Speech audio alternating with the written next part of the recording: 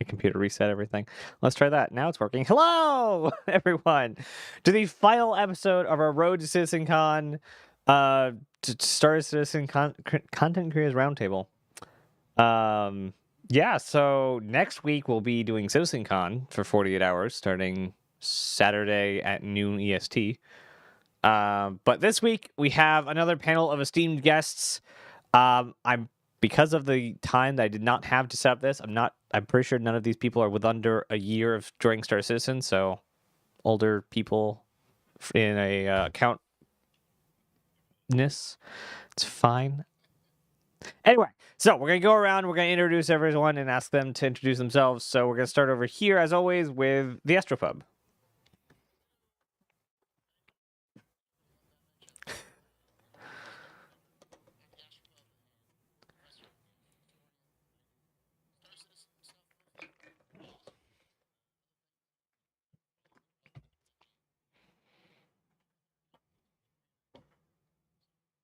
Oh, is that not working either? Great. Okay. Thank you, chat.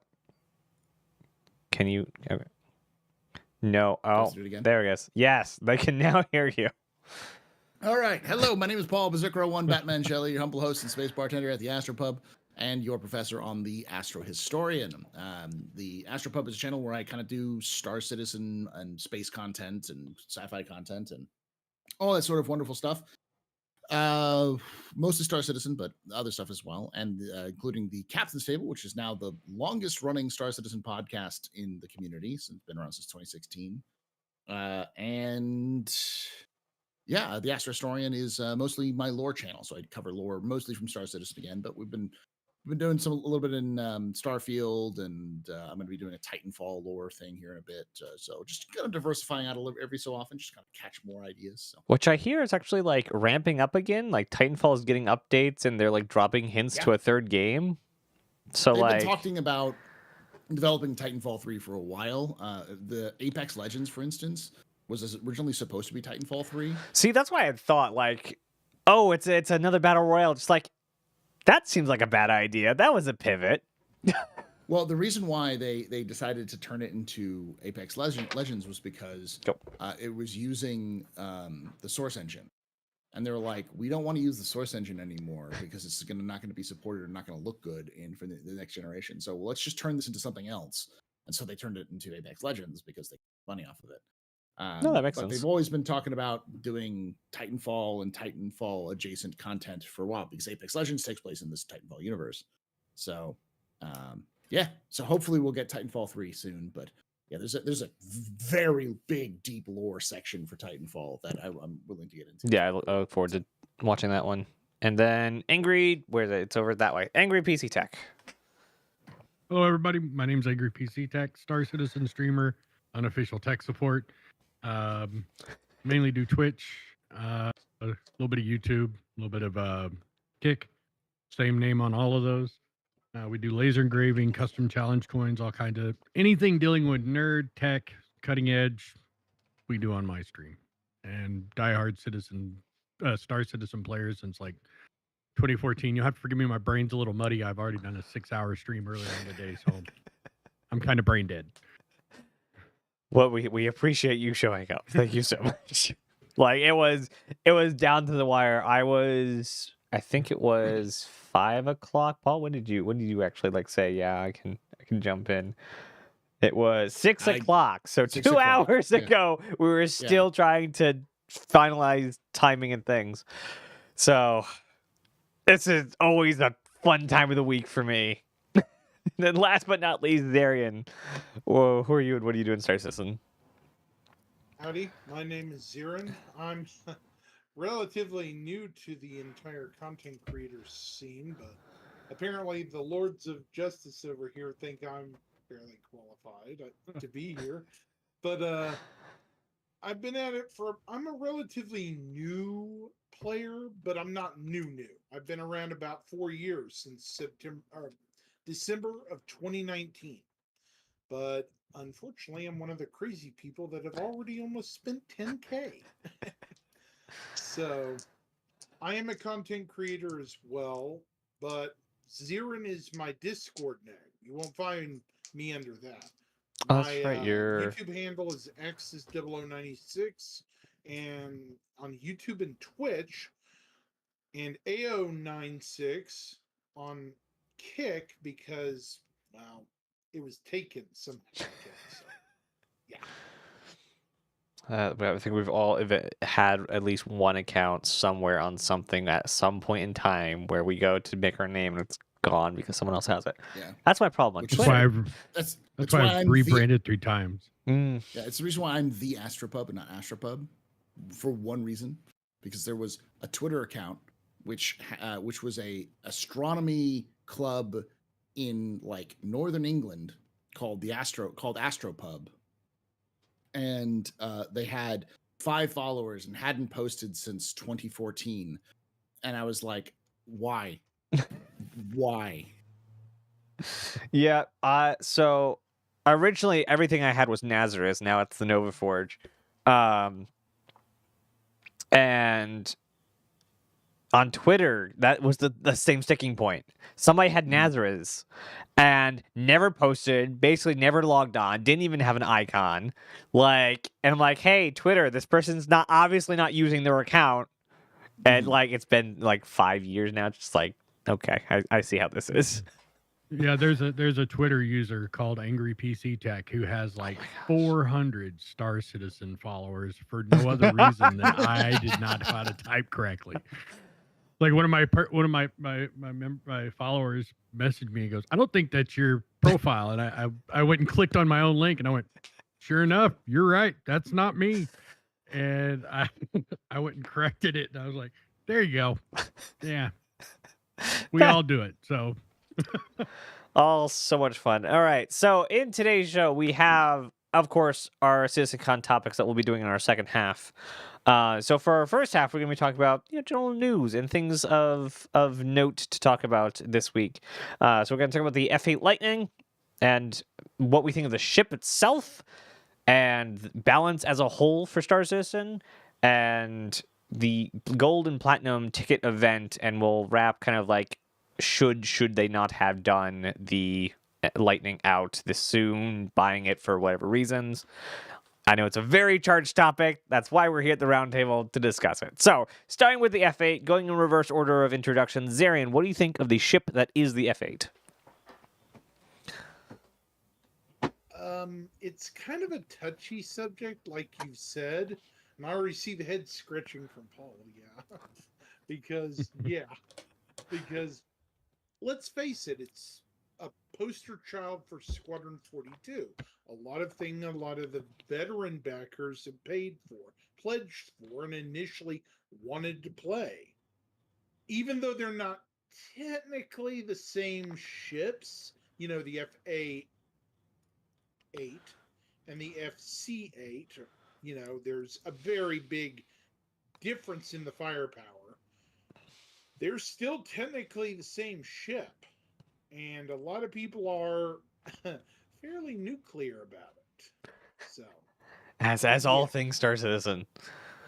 Yeah, that's always Star Citizen.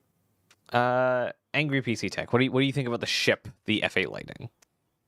The ship itself, just because I like watching the world burn around me, don't touch it. Leave it alone. Let everybody scream, cry, yell, and the salt mine open up and let it flow. The whole buy sell thing, as someone who's an OG backer, I think the event as it was. Wait, we're not on the event yet. Nope. The event as it was, yeah, I will come back around to All that. right. And then Paul, what do you think of the ship? I think it's fine. I mean, it's like the end of the day, it was always going to be released to the game at some point. That's just what it was always. It was never going to just stay in limbo forever. I think that there are some problems with its balance, but that has a lot to do with the fact that it's not Gold Pass yet, and a lot of other things. And I know a lot of people are concerned, like, wait, why is it not Gold Pass? And the answer is because it's not the F8A, which is the one that's in Star Citizen or in Squadron 42. This is the C, which is the civilian version, which is going to be different. So there'll be some differences in HUD and all that kind of stuff. But The reality is, in my opinion, I think it's a little too nimble. I think it needs to be slowed down a little bit in terms of its turning speed and some of its acceleration, just to match it with its other heavy fighter counterparts, just to be kind of similar in those ranges. But other than that, it's fine. It's fine as a ship. Yeah, I think like a lot of other fighters, it's a good showpiece, but like one, we haven't had the great nerfing of the patch after a ship comes out, which it always happens. It always happens. People are always shocked by it, but there's always the patch after a ship comes out gets nerfed into the ground and put into a proper spot. It's happened with the Redeemer, the Ares, the Eclipse. Like everything comes out gets nerfed, and that's into like only some semblance of balance, which we'll be talking about in a minute. But it looks so good. I like how the little fins in the front kind of close in once you get into it. But I think it, even if I do own one eventually in the game, it'll just be to like place over in the corner and like look at it because it looks nice. I think there are definite benefits to say something like a Scorpius or a Hurricane, being you have the two pilots. The benefits you get from being a single seat heavy fighter is you only have one brain to keep track of. You don't have to coordinate. But the benefits you have from two co-pilot is you can focus on flying and they can focus on shooting, and you can split up the firepower between two targets or converge onto one target.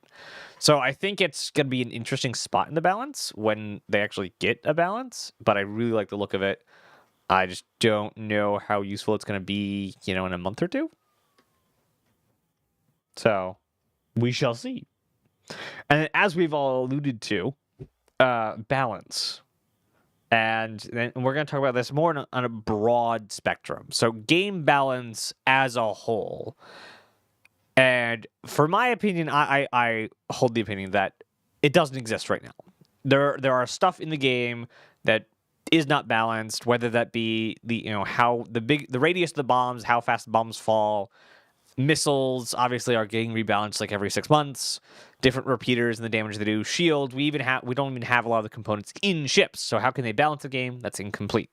So Paul, what is your take on the argument and the state of balance? I think a lot of people, especially people who play this game regularly, want the game to be balanced in a way because they think of it as a game that is to be played, rather like a finished, completed product, or at least a product that is in some state of completion.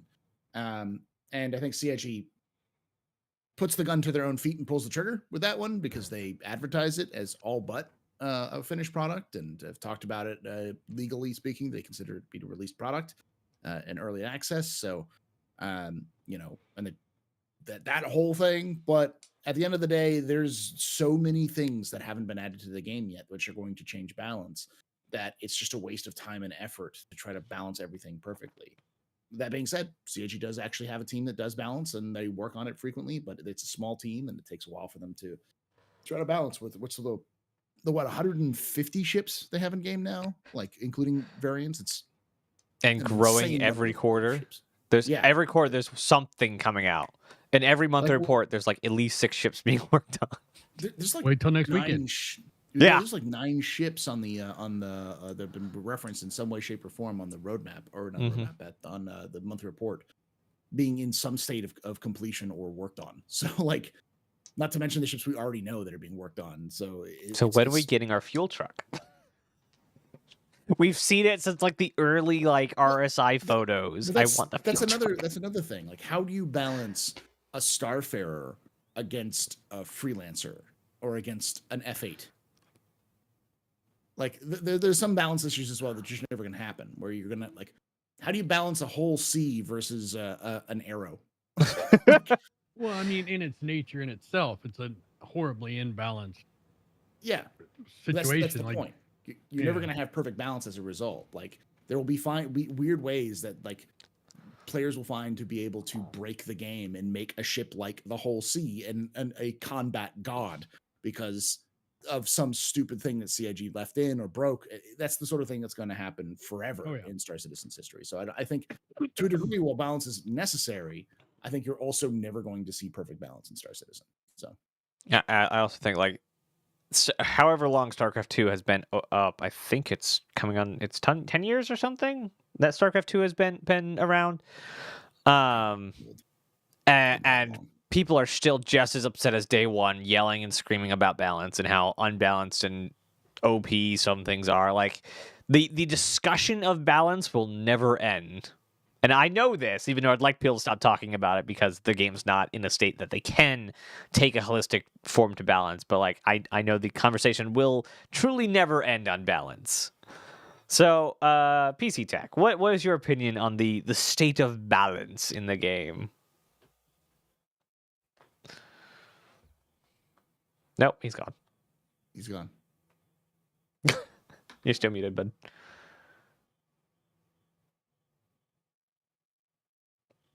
There we go. It helps if I hit the mute button. Anyone that follows my channel knows that happens quite a bit. Professional streamer, ladies and gentlemen. Yeah. Professional tech support, ladies and gentlemen. Professional tech support. Well, as you can see, I'm sitting here swapping out power packs on my headset as we're talking. Don't just have like and a if you robot notice, arm I did that just... completely without looking. Yeah. Yeah. When it comes to balance in the game, like Paul was saying, there's certain things that will never be balanced. And we are in an alpha game. As much as Star Citizen labels it as a finished product, it is not. And in that aspect alone, it can't be balanced until we get to a final product. And not all systems are in game. When it comes to like a Starfare or if you take a mechanic truck and try and put it on a NASCAR track, that's not a balanced combination right there. The mechanic's truck is going to lose every time, and that's similar situation. You're not going to get balance completely across the board. If an FA comes up against a Starfare, sorry, the Starfare is going to get its lunch handed to it. If you're a cargo runner and you're expecting to be able to run your cargo and your freight completely unharassed by the ne'er-do-wells of the verse, I have very, very bad news for you. You are going to ride a very, very lonely struggle bus. So just be prepared for it. Yeah. And then finally, Zarian. I have to agree with Paul because there's just some things that never are going to be balanced.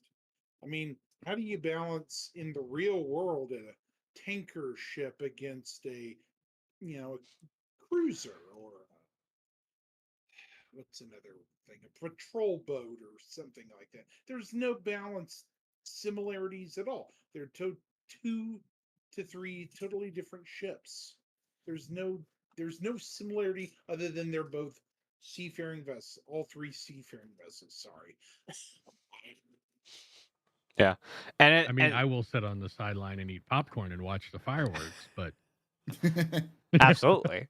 And that's one of those things that like is very unique to video games. When you have a book and you say, oh, well, this guy's going to fire this shot and this is going to happen to the other ship. In real life, there is no balance. Everyone just tries to make the best thing they're trying to build. In Star Citizen or in any video game, if devs wanted to make the best thing, it'd be indestructible in all guns. So you can't do that.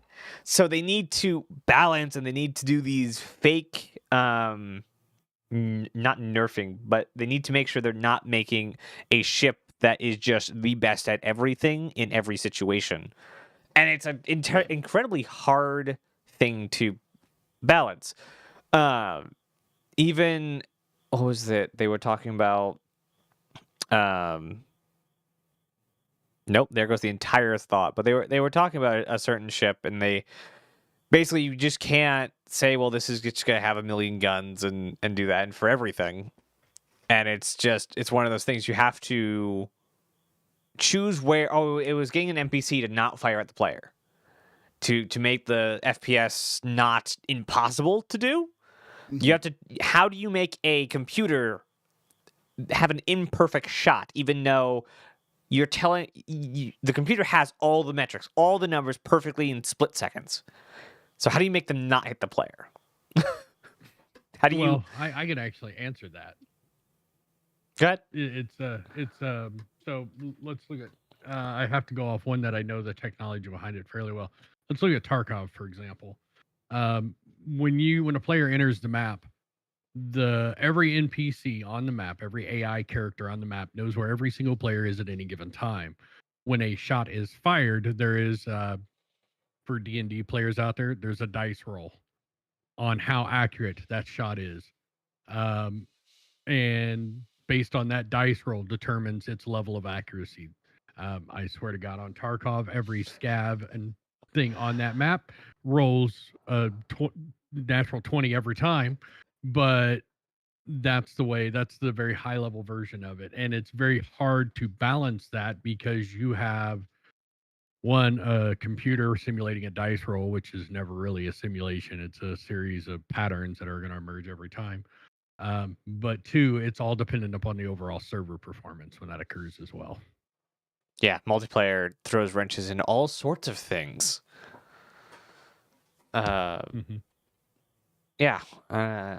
So balance is just one of those things. Yeah, go ahead. I was going to add to the whole thing that I know a lot of people like, well, in real life, it's like, well, in real life, there's also, there is such things called balance. It's called the laws of physics. And you don't have those things in a video game because they have to manually put them in to make them work, and they can break them, and they do all the time to make things work better and make more realistic or more fun or whatever. Yeah, it's just the smoke and mirrors aspect of video game development always is like that. Same thing with any kind of entertainment media. And so whenever I hear someone be like, well, this, the F-22 is the best plane that has ever existed, and it's like, yeah, but it would be boring if you had the F-22's stats in a video game, because everyone would just win all the time. It has to have some sort of balance to it in order to make it more engaging and more fun. And yeah, so the F8 is going to have some drawbacks, or the arrow can't be the I win button. There's got to be some balance to it, or the F8. Yeah. The F-22 may be the best fighter aircraft the country's ever built. However, its only confirmed kill is a balloon. Okay. And it took $250,000 missile to take it down. Yeah. Oh my gosh. Not gonna talk about military spending. I'm not gonna talk about military spending. Oh no! And here, you want to talk about military spending? That one flight cost upwards of almost $18 million because of the two birds that was in the air, plus the missile, and the support crews for those two birds to go up and fly for a couple of hours to take down that one balloon. Polaris owners, this is what's in store for you. Yeah, I mean, you're not wrong. That's the other thing. That's the other thing that people don't really keep in their mind, is that a lot of the balance is also going to be what's the joke from Team Fortress 2? It cost $4 million to fire this weapon for 5 seconds, or whatever. Like, it's that. Like, yeah. That's what's going to happen. I was hearing, I think it was Execute on Tomatoes' latest podcast. He was saying each missile in the Polaris is an Avenger. Yeah, it costs an Avenger. You're firing off Avengers every time you shoot a size 10 or a size 9 missile. Yes, I can see it. Like, this is why I want the Odyssey, because it's an industrial Polaris. I don't want the missiles. You can have your Avenger size or Avenger cost missiles. What about the fuel to run your hydrogen generator that makes your electricity, or your hangar fees whenever you have to land and refuel, resupply, and dock for all that? These are all things that you're going to have to consider at some point. Also, the wear and tear and the replacement cost of all the parts you're going to need to do. Was that the primary buffer panel? Yeah, and that one guy that lives in every tech support team, engineering crew, whatever the case may be, that one guy that no matter what he touches makes it worse. Breaks. Yeah. Yep. That could be you. It could be me. Yeah. Okay, let's go. What's that? Yeah, it could be you, dear viewer, and that's another aspect of, like, when we're talking about balance, is like stuff like that doesn't matter. Like the F8's real balancing factor, other than say maybe making it a little sluggish right now, is it's a carrier fighter, so its range is a carrier fighter. Yeah. Which is, you don't expect to use multi-system or even multi-planetary jumps with that thing because it's not designed to do that. Yeah, I imagine once we get carriers, Liberator, Kraken, and maybe a couple others, maybe by then, I don't know. But I imagine all fighters will get just nerfed into the ground as far as fuel capacities, and so you will not be basically going outside of Crusader area, Crusader and its moons, with a fighter. You're gonna have to put it on a truck and ship it. I mean, when Pyro comes out alone, because that thing's 3 times the size of Stanton, it's going to be like, oh, you want to go fight in Pyro? I hope you have a long logistics chain because there are no gas stations in Pyro. Yeah, I can imagine.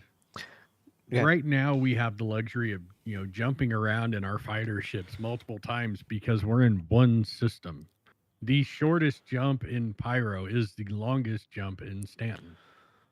And yeah, when Pyro and the other stations come on, you're going to watch, they're going to dial back the range or increase the consumption of fuel to generate the realism that they're wanting in the game. You're not going to travel millions of kilometers on a single fill up. You're going to have to stop several times. The Starfarer, when Pyro comes on board, will have a need. You don't see it right now because we're in one system. Like, you sneeze in Microtech and someone in Crusader says Gesundheit. That's what it is right now. Mm-hmm. And as we open up more and more systems, you're going to start seeing that balancing of the different gameplays coming online. Yeah, the farthest jump you can currently do, and this is only in PTU so far, is 119 million kilometers jump. And that will be the shortest. Yeah, that's longest. Yeah, that's longest in Stanton, and once we get to Pyro, it's like twice the size of Stanton or something. It's big. It's big, and there's not much in it. So, like, Starfarer is going to be a big thing, and just ships that are not fighters are going to be a big thing. So your Vanguards, your bombers, the Retaliator, the multi-crew ships, the Carracks and things, like it is a bigger ship system for sure. If I may make a comment. Absolutely. I mean, Stanton as a whole was chosen for multiple reasons from the very beginning for the PU. Most notably its locations and selection of stuff for the planet creations. However, also the size to make it. It's a small system. It's only a 5 AU across system. Pyro is going to be a massive square jump. A lot of people think 2D space when they think size. They're not thinking 3 dimensions because you square area in 3D space. So, and then we also have potentially on the back burner, Paul, Angry, past Pyro, we have Nyx. Mm-hmm. Nyx, of course, is probably going to be reworked from its current Star Tool size. I'm pretty sure it already has. But at 39 astronomical units, that's almost 8 times the size of Stanton. And that's still a medium system, compared to even bigger places like Ellis, or I know Paul knows some bigger ones. Oh gosh, it's Keel, the Keel system, and I think is what it is, the one where they have MacArthur, because it's like 140 SC or no 195 AU across. Yeah. Like there's only been one ship to make it to the Oort cloud of that system, which is the Carrack. Like you're just grabbing the fuel hose off the back of the Starfarer and plugging it into the fuel part and go, all right, turn the pumps on. Yeah.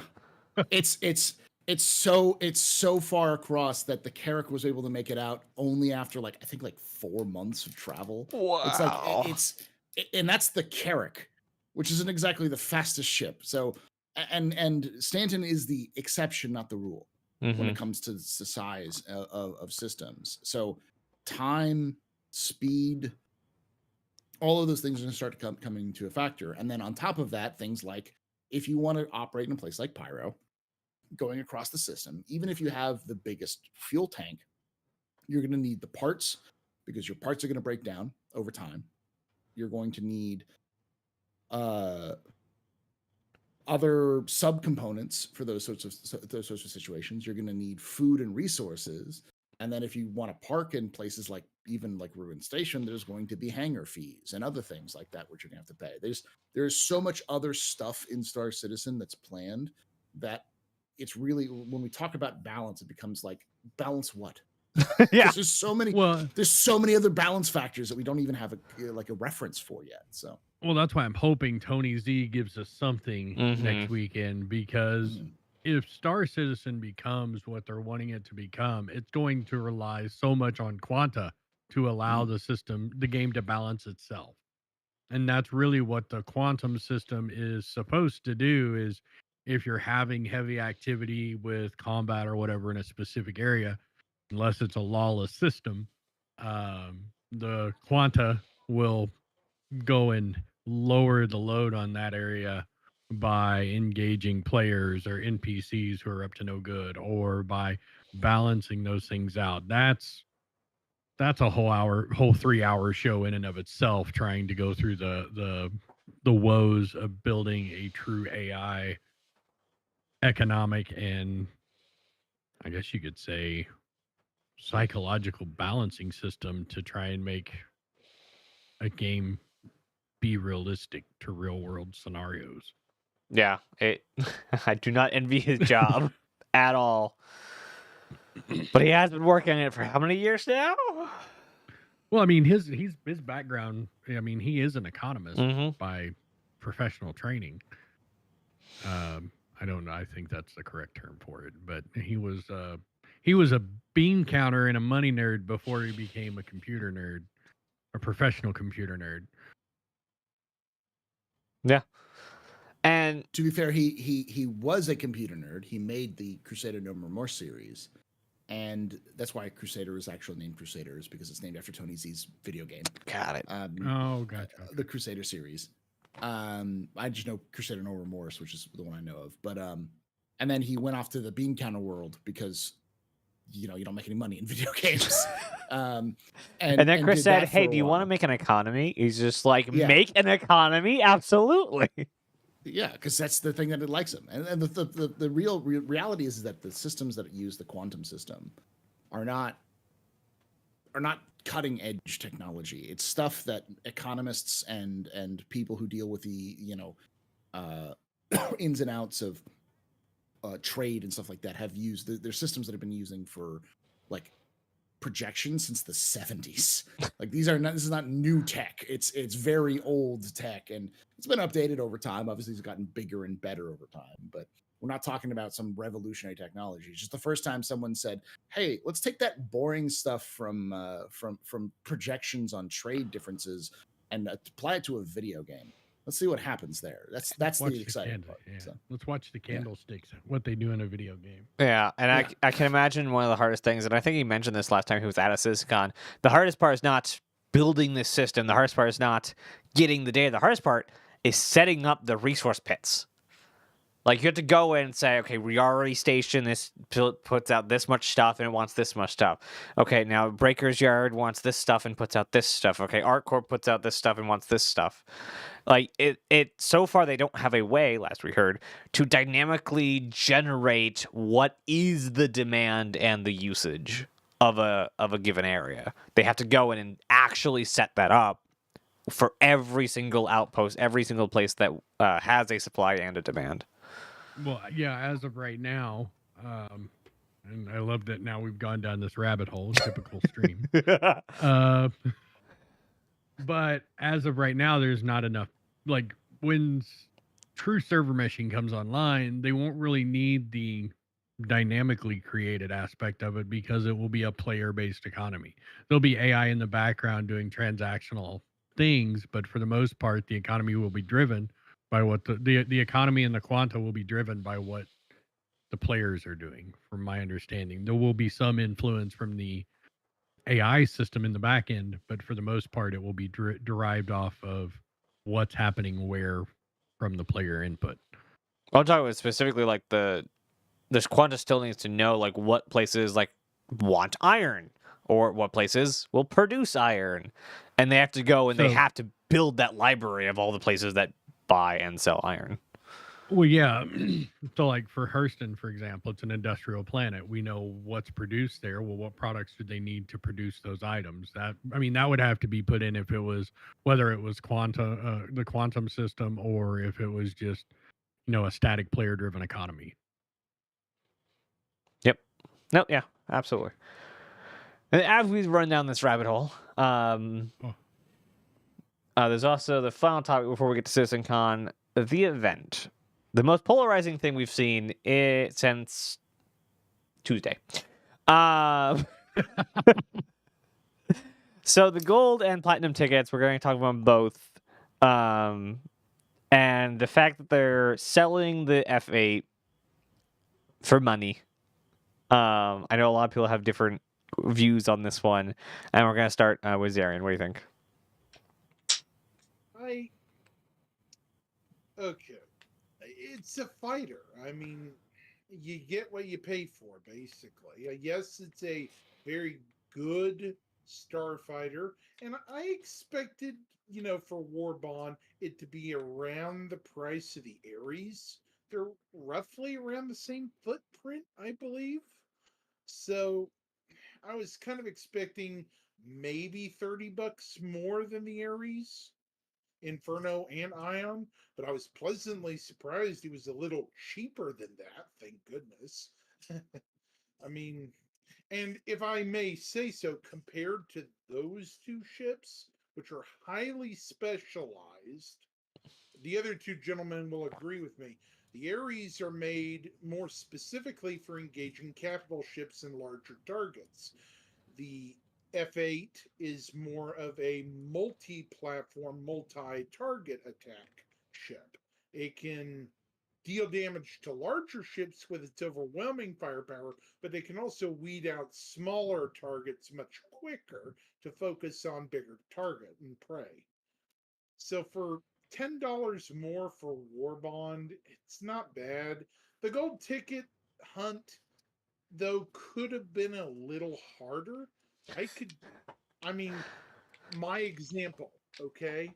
After I got off with UNAS the night we got jumped, I went back on, went to an outpost on Clio, found a ticket in about 2 minutes at an outpost, loaded up, went back to Microtech and cashed it in. But the platinum one, though, seems like a good thing. You have to work your butt off to get it. And for the PvP people like Space Cutlet, Avenger 1, Zero State, people with large fighting communities, it seems like a golden opportunity to show off their skills for why they're the best, in my opinion. Okay, No, you're fine. PC Tech. What do you think of the whole event? Them now selling the F8 just for money, even though it was alleged that they said they weren't going to, but I've not found concrete evidence that say they weren't. They just affirmed that they were going to give it to or let people buy it after Squadron. Okay. So, what I don't think this ship should have been up for sale. Now, does it bother me that they put it up for sale? No. I got mine, for whatever, it doesn't matter. Anybody should have the ability to get that ship in game. However, it was implied that it would be a concierge only item at a specific dollar amount. There were a lot of concierge members that spent their hard-earned money and expected that to be an exclusive item for them to have as soon as it was released into the game. I understand their frustration. The gold ticket should have been, you get to fly one for the weekend or for the event till the end of CitizenCon. Platinum ticket, get you one with a special paint. In my opinion, should it have been put up for sale? No. Now that it's up for sale, big deal. There's probably going to be other stuff in Squadron that's going to be exclusive to that. And there's probably going to be other concierge perks as they upgrade that platform moving on. The price, it's on par for a ship of similar capacity and capability. And I mean, I like the ship for what it is. It's a good ship. It's, in lore, it's the OG when it comes to, or the top dog when it comes to combat role fighters. It's heavy fighter, which means it's well suited for medium to light fighter engagements. It's designed to eliminate medium and light fighters quickly and move on to the next target, get back to their carrier, and carry on with the overall mission. It's not a capital engager. It's not a heavy. I mean, it's not for large ship engagements like he had said. It's for going in, cleaning out the riffraff, so your ions and infernos and your other capital killers can come in and do the dirty work. Yeah, it's a dogfighter. Yeah. Yeah. And then Paul. Oh, just make sure I wasn't muted. I have no problem with the whole like event. The event is great. I like the idea. Get people into the game. Go find gold tickets. Go kill CIG members. There was the newest community manager of Star Citizen was basically throwing themselves into this whole thing. They started by stripping naked and then basically screaming that they'd pay the iron price for all of their weapons and ammo, and started just beating the heck out of players who tried to kill him. So naked Frenchman goes ape shit on players. More than 11 kind of thing. It was glorious. It was amazing. Sounds like a regular Wednesday to me. Yeah. Yeah, and to elaborate, I'm not saying I love the idea of the event. The event itself is great. Mm-hmm. The only thing that they could have done different, which probably would have saved a little bit of backlash from the community, is make it to where the gold gets you the ability to rent it for a while, and the platinum gets you the ship. That would have made it. That would have went over better with the community as a whole. Yeah. As opposed to just coming out, because now, I mean, when you say, okay, well, now you can buy the ship. Well, now it feels kind of like a money grab. Yeah. But yeah. It's a cool idea. Like I said, and like they had the I think the same dev spawned an Idris. Seriously, and just flew it around. And it was just like, if you want your platinum ticket, you're gonna have to take it off my cold dead hands. Enjoy my railgun. And went absolutely ape, and other developers joined in to defend him. It was like a 4 to 6 hour fight that they were trying to take him down. That kind of stuff, it's great. I love those sorts of events, but it does feel hollow when it's like, oh, by the way, here's money. Like, give us money, please. Like here's a golden ticket. You got a golden ticket. Now pay us $300. Like, yeah, it had a weird dissonance. So it's like, hey, it's our 10th anniversary, guys. We're going to release the ship because we're taking way longer than we thought we were on Squadron. So, like, here's a way to get the ship. But, like, on the other side, it was pay us for the ship that we may or may not have said was not going to come out till after the game was out. So, yeah, like, I really like the entire event. I really like the entire thing. I think they should have let gold tickets be redeemed consecutively, so that you can continue getting the 24 hours free lightning until the event's over. That would keep people in the game during the event, because once you get the golden ticket, you're just kind of done. Unless you're trying to get a platinum, and most people cannot get platinum. But I think the reason gold tickets were so popular is because they don't actually want to stop anyone. And it will make sense. They're trying to sell stuff. They don't want to stop people from buying it. They don't want to stop people from having the ability to buy it. They just wanted to, like, give you a little kind of scavenger hunt to buy it. And I think that's like a much better idea than just saying, hey, this thing that you've heard about, 10 years ago is now purchasable. Yes, Arian? Yeah. I can understand that, but they could have balanced the distribution of the golden tickets, if that's the case. I mean, there could be a balance between Paul's view and AngryPCTech's view. They could lower the spawn rate like by even half, and the community outrage would probably be way less. Or silver, gold, and platinum. Multiple places to even find a gold ticket. And that would have been a far better outcome instead of finding them every outpost or whatever you go to. I mean, because, the first night they were out, I ended up going to Korea or not Korea, but Klesher, and I found 3 in Klesher on NPCs that I murdered trying to gather up enough minerals to get out of prison. Which is now mean, how yeah. I'm playing Collector from now on. After I figured that out last time I got sent to prison, it's like I don't even have to mine. They only put No, like just 12 go to- minutes on my sentence every time I down an NPC. So just like take their minerals, put them winning. Don't even gotta do that. Just go down to level 9 where you're out of comm range and just murk to your heart's content, and then you don't got to worry about it.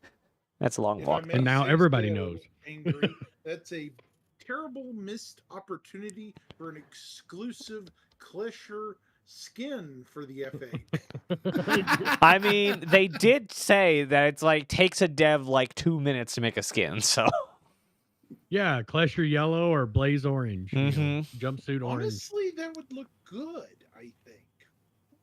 yeah, I really think that the paint system is underutilized for 2 reasons. We're not going to get into the paint system today, where that's not yeah, I part of the mean, discussion. The exclusive paint for the F8 for concierge members, that baby crap metallic green. I thought it was gold. Is it not gold? No. Oh. No, it's baby shit metallic green. It looks That's like a kid terrible. ate an entire jar of silver glitter, and what you found in his diaper afterwards is what they smeared all over the plane. Jeez. And you're welcome for that visual, everybody. Thank you. Yeah, thank you for that. Oh, I was about to eat dinner too. I already ate. And so did PCTech, so. Is it that? I don't know. Maybe all these pictures really bad lighting. Probably. But yeah. I think, I don't know. I really like. So I'm of the opinion that no ship should ever not be on sale, because as like my biggest pain point with the entire project is I have $300. Why can't I buy a ship that's $300 right now? Because it's exclusive. It's coming out at IAE. It's this. It's that. It's not anywhere to be found. Like I get the reason. Like they don't want like everyone to have an Idris, but like we're 1/10 of the population, and we're getting Idrises thrown at us every day. So it's kind of like the game has infinite Idrises to throw at us, but we're not allowed to have Idrises. And I'm not even saying in the game, just like buying it. That's so remember we were talking about this earlier on, where we're in one system. Mm-hmm. We're talking about 100 over 100 systems that this is going to be distributed out against. Yeah, and they're not going to be as common as that. And you got to think too, us as players in the game, you know, your character in the game is a 1%er. Mm-hmm. You are amongst the richest people anywhere in the Star Citizen universe. So you are, you know, the value that we have on UEC now, or AUEC, is going to be completely different when UEC becomes a thing. Yeah. I think the dog wants to take your stream over. Oh no, he is the host. I am just the entertainment in between his appearances. Like my stream shuts down every time he hops on stream.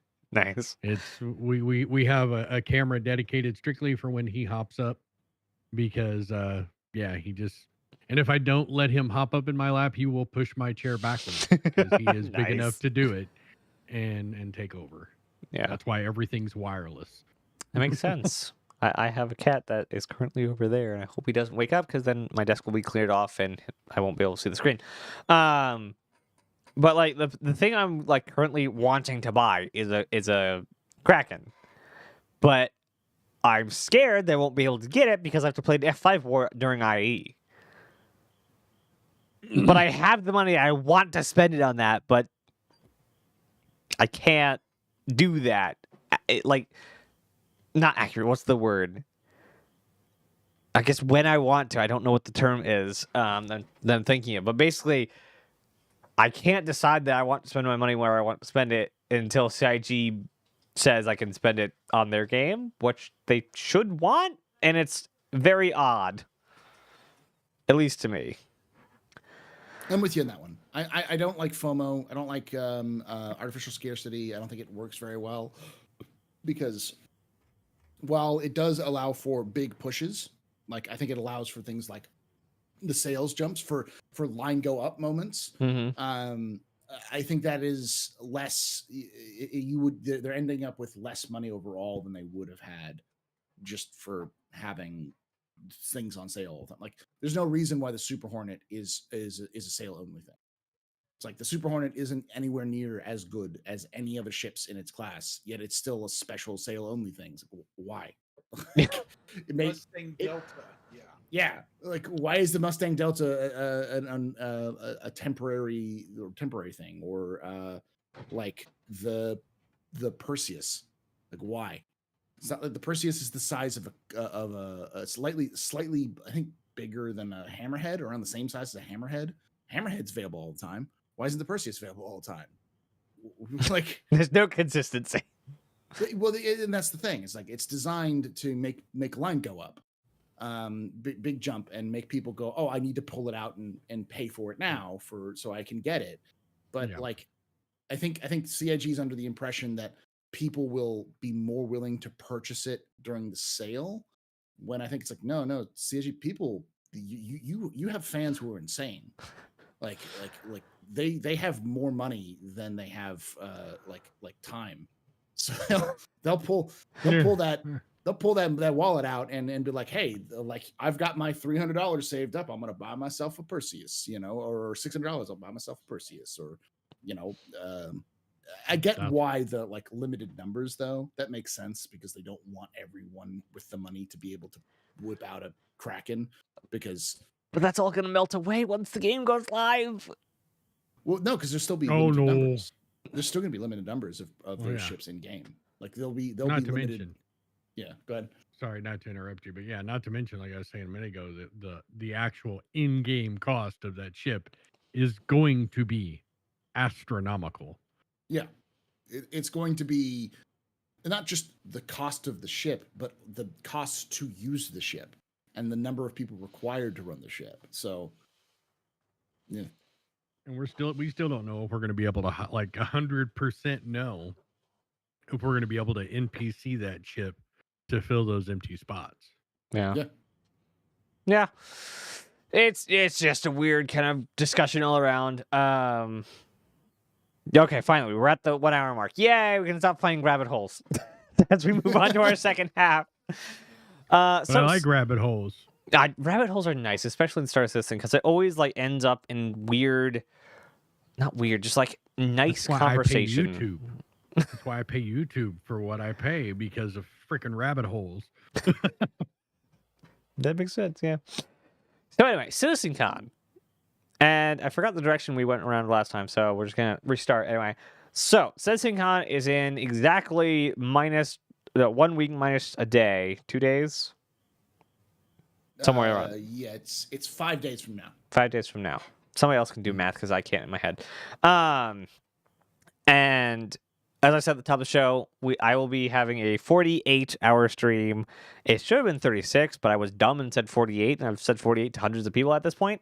So it's 48 starting at Saturday at noon EST, and we'll have 2 hours to discuss with the people we have doing that. And we'll be going till Monday at noon, and then I'll go die in my bed. I've scheduled out to get 8 hours of sleep over the 2 days. Hopefully that works. I have no idea. 7-day stream is on. I know your pain. God, it's real. No one will judge you. we have some drinks that I heard about the other day that I'm gonna be trying over the night. It's gonna be good. It's gonna be real good. So anyway, CitizenCon. We have lots to talk about. Not only how many here are going to CitizenCon. Just Paul. Okay. I'm there in spirit. In spirit and merch. Wish. It's expensive. Yeah, I really hope.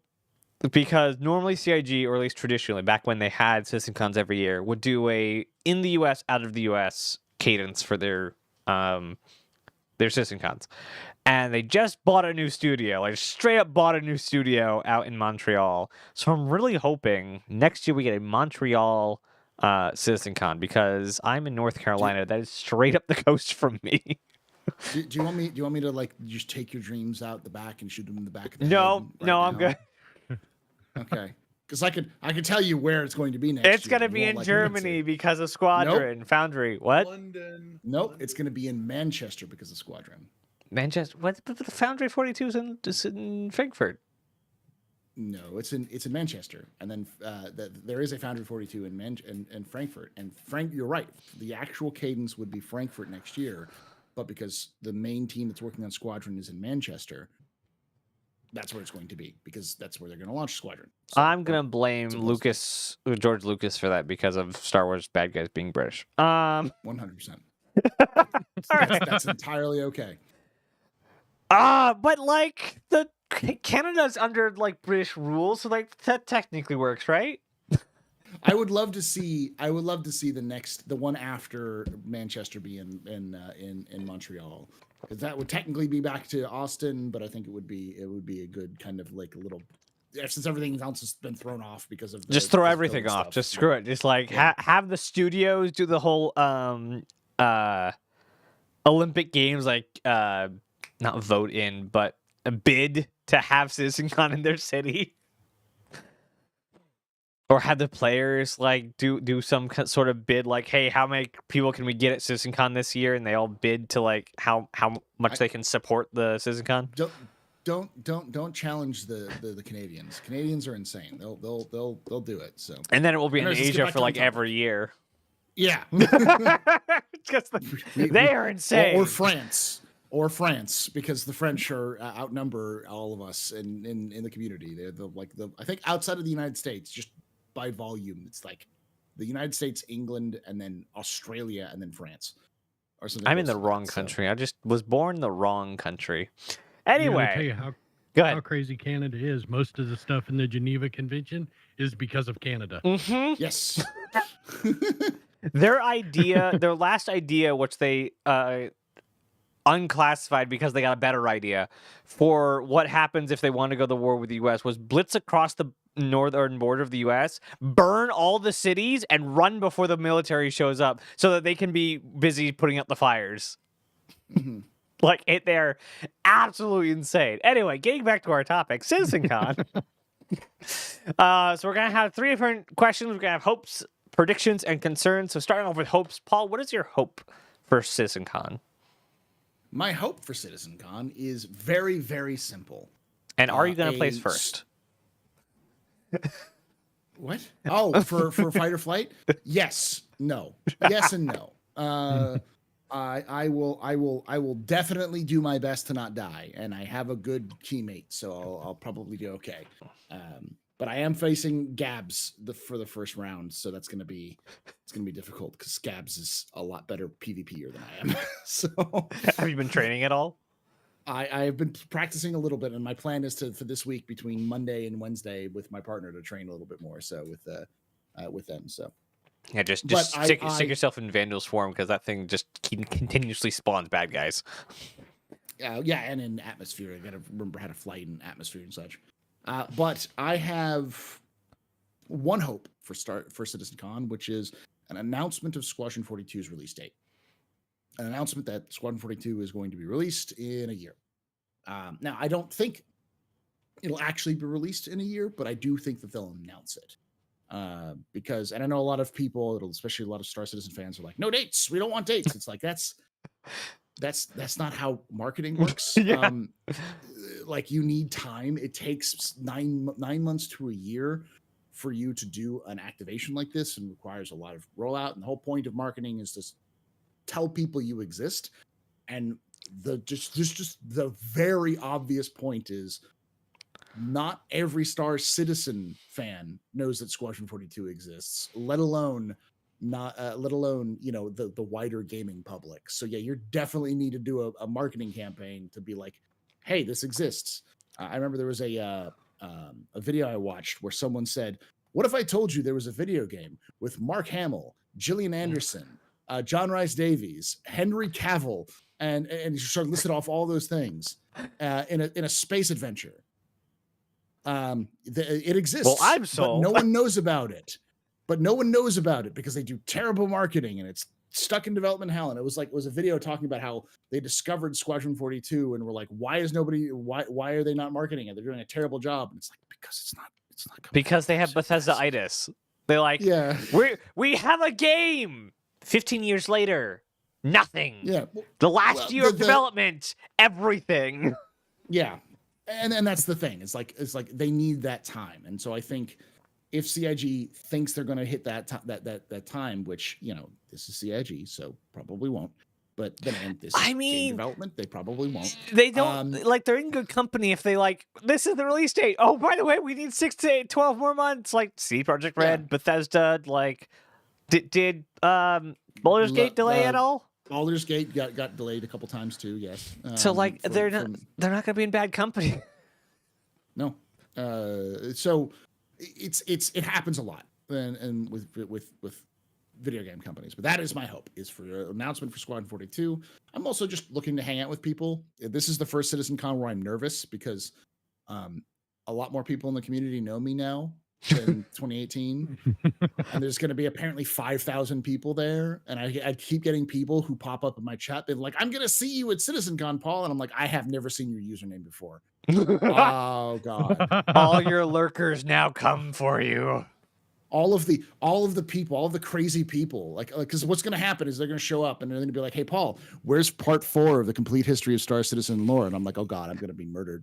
These people are going to be dragging me through the streets." Stranger danger. I know what it feels like for that sort of thing. I know what it feels like to be CIG, because I keep putting it off and I keep getting people being like, "Hi, I would really like part 4." That's like the number one comment that pops up on my part 3 of those video series is, "Where's part 4? I need to consume it." And it's okay. So if I was there, that'd be the one thing I'd ask Jared is, "Hey, you said there was going to be a series on server meshing. I know the community hated that episode, but I'll sign an NDA. I want to see the other parts." So yeah, that's cool. Yeah. Squadron 42, and to not get out in the first round of Fight or Flight, and to not be actually murdered by your fans. That's a long laundry list of hopes and dreams there. Yeah, I like now. Are those in priority order? Is that the priority of? Yes, that is the priority order. I will die. I will willingly die with if Squadron 42 is announced. So. All right, AngryPCTech, what are your hopes for CitizenCon? I have a few, and I mean my list. I would like to see, same as Paul, Squadron 42 announcement. I don't care if you have to push it out. I want a hard date that you're saying we're shooting for this date, and I want to start seeing forward momentum on that date. I want to see. Sorry, it's a big pain point for me in the game. I want to see a freaking Moby-Glass update. I am so sick and tired of Moby-Glass looking like it was designed in the 90s and redesigned by Apple and then handed over to some, third-party company that just completely butchered it. UI designed in the 90s. The device given to Apple. The UI. For some reason, India's handling that now. And they developed it all in Flash, embedded in ASP.NET. Oh, it's so accurate, though. God, no.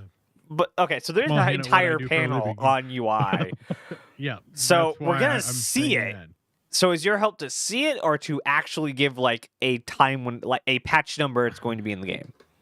I mean, if we're talking about the Hopium version, I want them to say on the last day, it's in game right now. I want to see a push up to the service. We're all sitting there going, oh, finally. Just watch the upload and cry. Yeah. Squadron date, Moby-Glass. There was another one. Oh, if it's complete hopium, on the last day they say pyro's open. I mean, because, sorry, not to backtrack a little bit here and a little bit of a rabbit hole and I think you were saying, somebody was saying this earlier on another show. It might have been Salty Mike this morning. Why before CitizenCon, the F8, the jump stations, all this other stuff being thrown in, this would have been prime juicy material for CitizenCon. Why now? Actually, I think it was you, Paul, on your show the other day. Why? And yeah, thank you for sticking that thought in my head, because I had thought about it, but I'd pushed it back and buried it under a box. It wasn't me. It was Griffin. It was Griffin Gaming RPG who had that.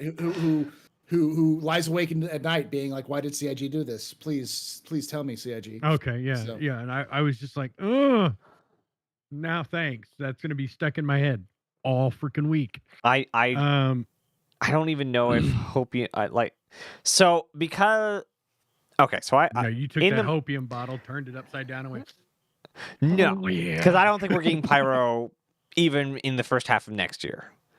And in the monthly report, the economy team specifically said we put in the 3 jump stations for whole seed trading. And by the way, the whole seed trading is great. It's not profitable, like wildly profitable, but I spent a half an hour in Quantum going between Terra and Magnus jump points.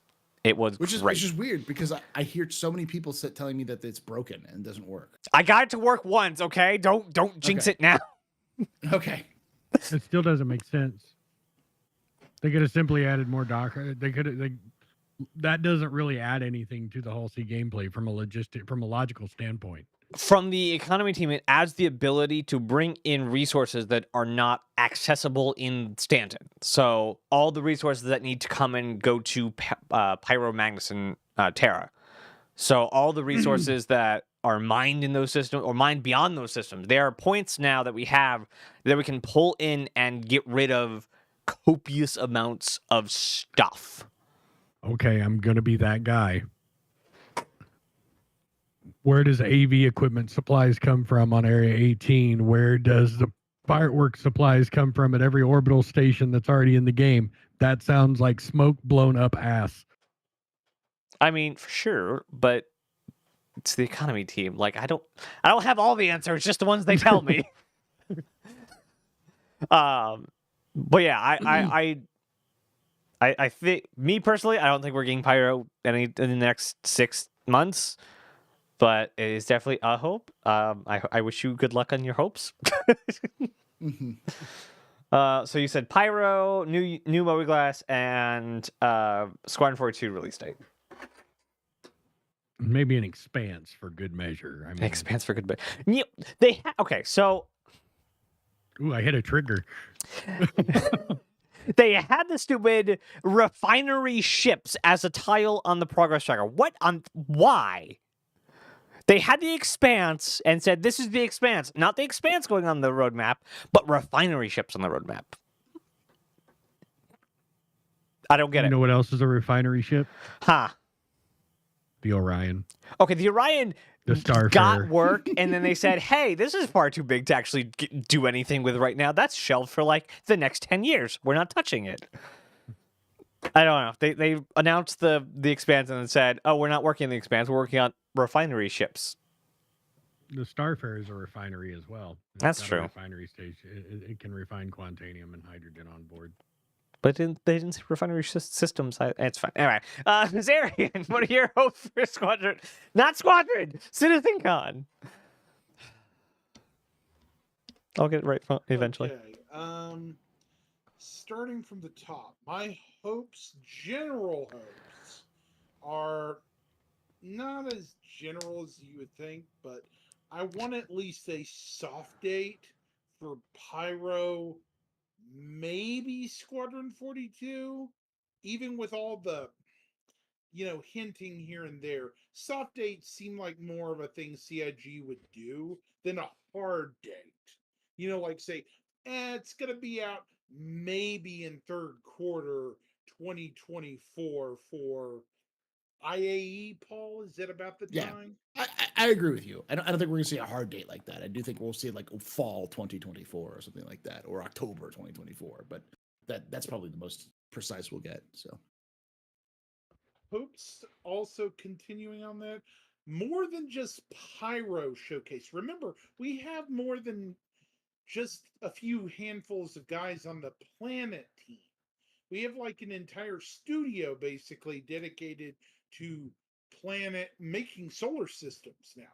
Surely, even at an art level, like Magnus and conceptual art, that's what I'm looking for, guys. Conceptual art. We have something for maybe a couple of other systems. They can say these are not on the immediate itinerary, but show it off maybe during the lunch breaks and stuff. Be like, this is stuff that will eventually in some form make it into the PU. That'd be nice little things to sprinkle into these big breaks we see. I don't know if they'll do that, but other large organizations that hold events like this, like Nintendo, Microsoft, Sony, when they do their presentations, typically they have all kinds of announcements. And to my knowledge, for a game company, CIG is now making one of the largest singular live streams, even in just one day, compared to even Nintendo. Nintendo Directs are normally like what, Paul? Guys, maybe correct me, 2 hours long, maybe? Yeah, I think the only thing that's comparable to CitizenCon is BlizzCon. But yeah, usually like they're like a couple of hours at a convention rather than being like days. So, well, and not to interrupt or not to interject too much here. The other thing that still has me confused over the event schedule is those big blocks. Like one of my buddies in our org the other day. Yeah, he goes, this looks like an HR training schedule, not a video game event schedule. Like there's too much left there. That I have other things in Hopium, but we don't have enough time on the show to go over it all. Those are the top ones. It's just it doesn't. Sig does weird crap. Right? Maybe Tech. Yeah. You think? I feel like I need to go get my hip waders before I fully read into this and try and figure out what they're trying to hide, because nothing they've done over the past 3 weeks has made a lick of damn sense for any game development company at all. Okay, now I don't do this often because I'm trying to run podcasts here, but chat, come on. Get with the program, guys. Jesus. Are people fighting each other? Yes, Yeah. they are. And I got 2 people timed out, just like I did both because reasons. Yeah. When you guys come back, Yeah. just give it a little bit of chill. Okay, be kind. I had I'll to do just that say in my this. chat to do today too. It's weird. It's something in the. It's got to be something in the water or mercury. It was the eclipse or something, Paul. No, it's like I recognize both those names. It's my fault. I bring the drama where I go. Nah, it's fine. Like I knew one of the names. He's been here before. Citizen Scott. I don't know the other one. Everyone relax. Take a breath. Yeah. We're pretty much an hour off of the balance discussion. We can stop talking about balance now.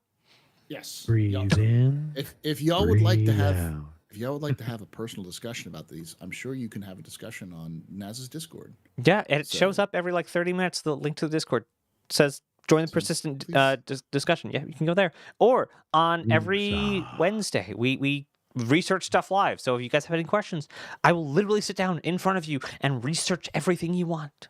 So come back on Wednesday. You, my friend, are a far more dedicated nerd than I am.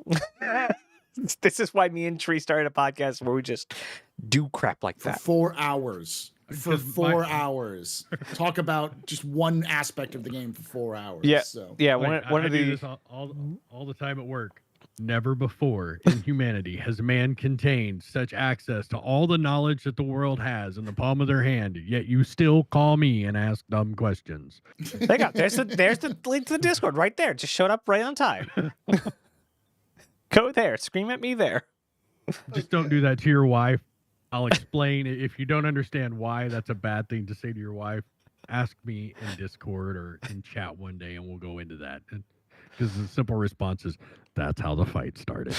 Yeah. That's why I got these stitches on my face. You know, I'm married to a half Puerto Rican, half Mexican woman. Chanclas will Oh. fly with a frying pan flying behind it. Oh, those chunklas are smart weapons. They will find Oh, you and they will Those bury things you. can bend around a corner if you flick them right. I have seen it happen. Like, come from one room, dart into the hallway, make another curve, and still hit you in the forehead. And you and the dog are both sitting there going, I don't know whether to be impressed or mad. There's a great clip I've seen. I think it's faked, but it's one of those that where a girl pisses off her mom and she just starts running down the street, and the mom casually walks out, takes off her chancla, and that girl is booking it. She's like on the other side of the street. She leans back and just throws the chancla. You can see the chancla flip, and just smacks the girl on the back of the head, and she just like face plants it into the concrete.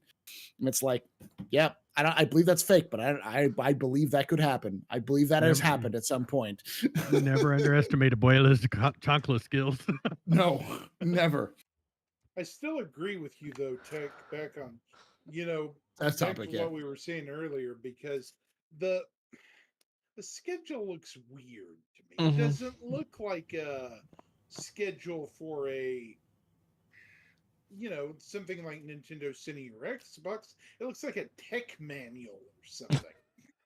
No offense. It looks like I'm about to suffer from death from PowerPoint is what it looks like. Yes, that's exactly what's gonna happen. Oh, well, no, I mean, you're right. It is like that's the thing I think a lot of people need to realize is that we've kind of been spoiled over the last couple of years, where we've had the literally what CitizenCon was 4 to 6 hours of an ISC, which is like, so you get the production quality of an ISC, you get in-game footage, you get all that sort of wonderful things.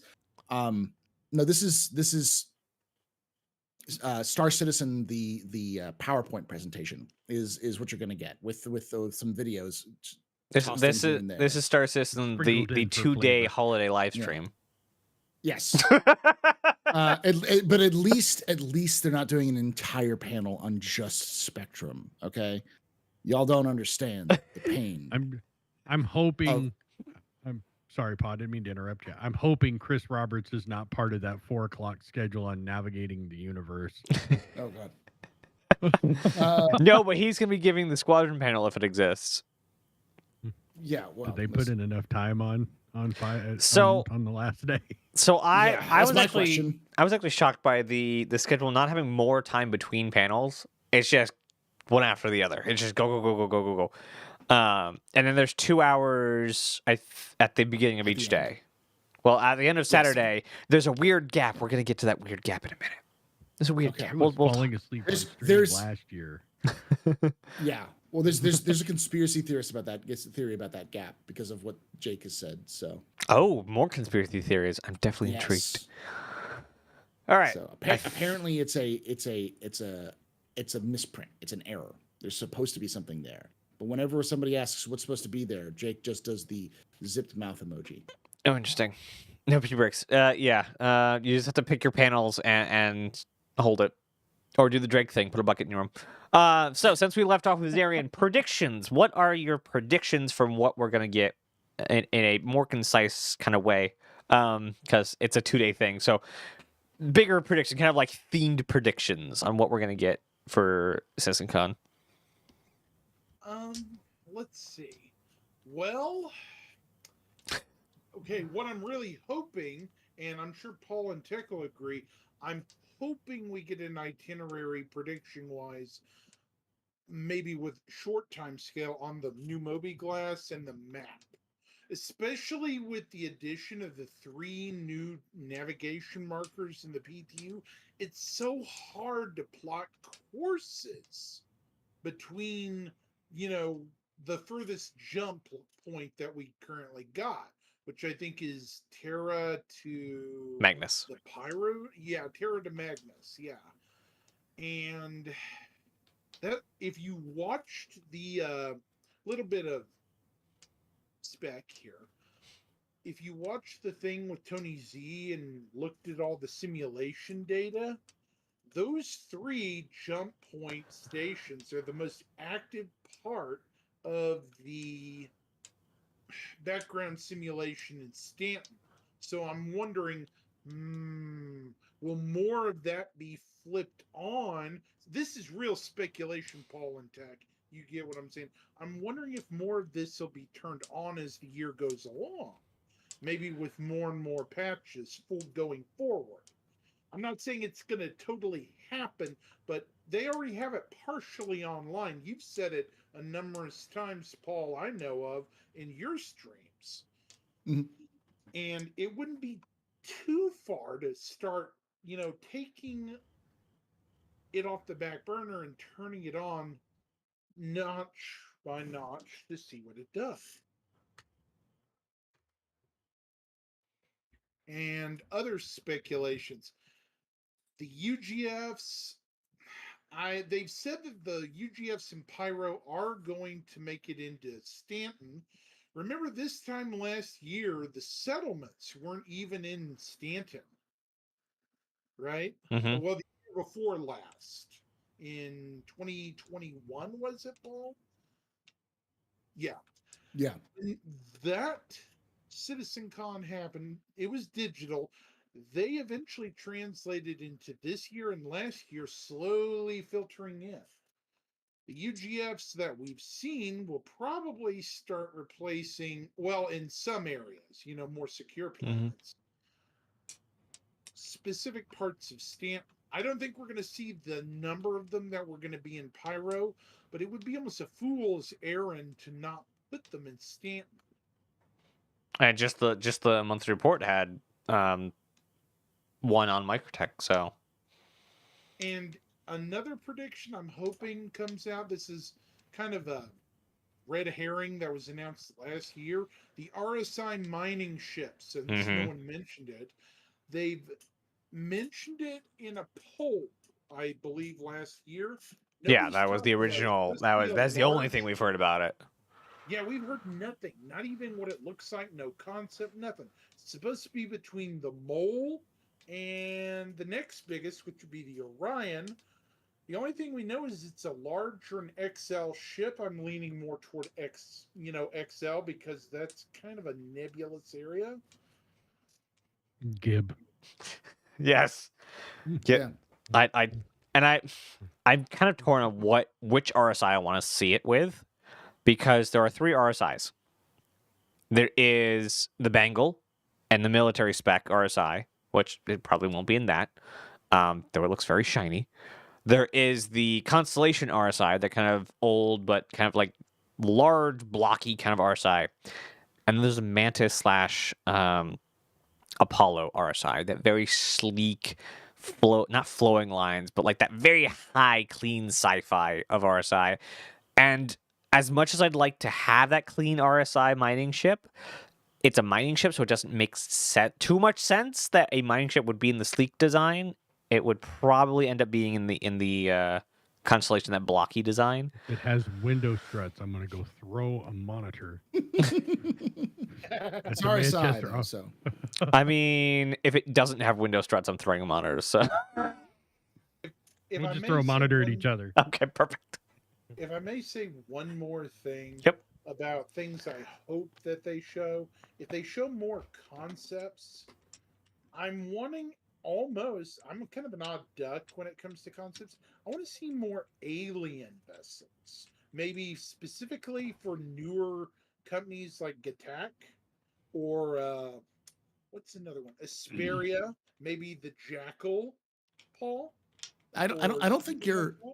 Yeah, I don't think you're alone on that. I think there's a lot of people. I just don't think we're going to see a lot of them, just because the way that CIG works tends to be in priorities and in chunks. So like having like the reason like last year we got a bunch of Drake ships was because Drake was really getting a kind of a look over with things like, I think the Mule came out, the Vulture came out, and the Cutter came out.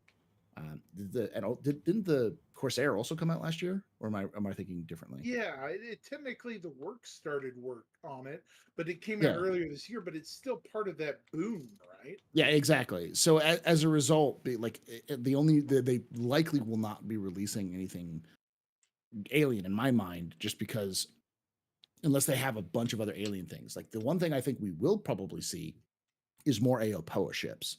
Why? Because the Santokyai is being made. So like while they're there, they might as well keep going, just chunking through those. I heard that the team that's doing the Santokyai is moving on to the Raylan next. It could be. So But, I am good. Probably you're not going to see a whole lot of alien ships coming out anytime soon, too, because they don't have all the design languages and the overall look and feel, as far as we know, of these aliens even fleshed out enough to where they can start determining the alien race's design language. Not meaning to step on Paul's toes there, because I know that's his neck of the woods is the lore stuff. You're not wrong though.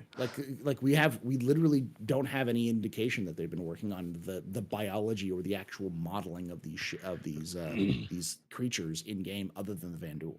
So I think they did say that they had some early work of all the main ones, the Banu, the Xi'an, and obviously the Vandu are like pretty much complete at this point. But that's just theory crafting. They're not going to have like their cultural design, which is going to influence the ship design. That's why the BMM is so freaking all over the place when it's theory crafting and the language and design language. Because if you look at the Defender and you look at the BMM, they're similar, but still two very differently designed vehicles. Mm-hmm. Yeah, and they have two completely different design ethos behind them. And I think they'll prioritize alien ships a lot more when they actually start looking to put them into the game. So when we actually start getting a planet with Xi'an or Banu on it, they'll start looking into more what's a small, medium Banu cargo ship or fighter or whatnot. And like the Ryland is a great example of a industrial Xi'an ship, and it's very different, even though it has the same kind of maglev and very vibrant colors. I think a lot of that, like, even though the lore is pretty much nailed down on all of these things because they've just been doing it and all the tack-ons for Squadron, obviously there's going to be refinements with every ship. It's not like they have 20 ships like Aegis does, and they'll be refining that as we go. But I really think that we'll be getting that's basically on the slow boat until we get actual amount of them in game. I think I believe in our section of the space, the Stanton region. Mm-hmm. I do believe the only Xi'an controlled space is Hadrian. From Pyro, you have to go to Hadrian to enter Xi'an's territory. Yes, but there is a Xi'an consulate on Area 18. Mm-hmm. And we know that's a lore thing. And we know they're also on, plenty of them are on Terra, and Banu are just everywhere because money. And we also have the Tavaran that are just also everywhere because they've integrated. So we have the space to put them in. As far as thematically, we just don't have the work. And I don't think that work's going to happen until after Squadron Episode 1, just in general. Spiritually, I am Banu. Spiritually, you eat the wrappers of food matters, and you're all about money and progress and the rules of acquisition. No, sorry, that's a different thing. The world never stops turning. If I'm living in yesterday, I'm missing out on today. Yeah, there we go. It's just a side tangent. I love the Banu because they're the one group of people who you will find out that they're trying to scam you, and you're just like, you're just an adorable little scamp, aren't you? I gotta watch out for you because you'll sell my liver on the black market if I don't pay attention. But I just can't be mad at you. You're just so adorable at all this stuff. Like, here, sign this for me. What am I signing? Exactly. What am I signing? Oh, you want my Literally, autograph? that's What did I just never- do? Do not sign anything. If a Banu just tells you to sign something, don't just sign it. You will end up in the Duridium mines for 70 years. Jeez. You'll own your neighbor's cat somehow. Yes. Oh man, I can't wait. And that's gonna be like that. All that, like that kind of lore and that kind of feel from the Banu is going to take a lot more than like Banu machine. lunch line Yeah. behaviors and vending machine animations. It's going to take like the amount of work it's going to take to make the Banu feel like they read is so much work. You're gonna be sitting on Area 18. You're gonna hear someone screaming. Someone's gonna go, "What was that?" That was a Banu learning experience. That's what that was. Oh no. Oh yeah. Oh yeah. PC Tech, what is your predictions for CitizenCon? To be honest with you, 2 weeks ago I would have gave you a different answer. But everything for that's sure. happened, everything that's happened in the past 2 weeks, I really don't know. And I mean, I've followed every CitCon from the beginning, from the word go. I'm for the first time, like I made a prediction at the beginning of the year this was going to be a red letter year for the game, and everything I said at the beginning of the year has followed course. I don't know. Great. I'm like I can typically like kind of pin down what a game dev company is doing based on what they're doing publicly. Mm-hmm. But releasing the F8 before Squadron was supposed to come in, throwing in the pyro jump points, whether it's for trading or whatever,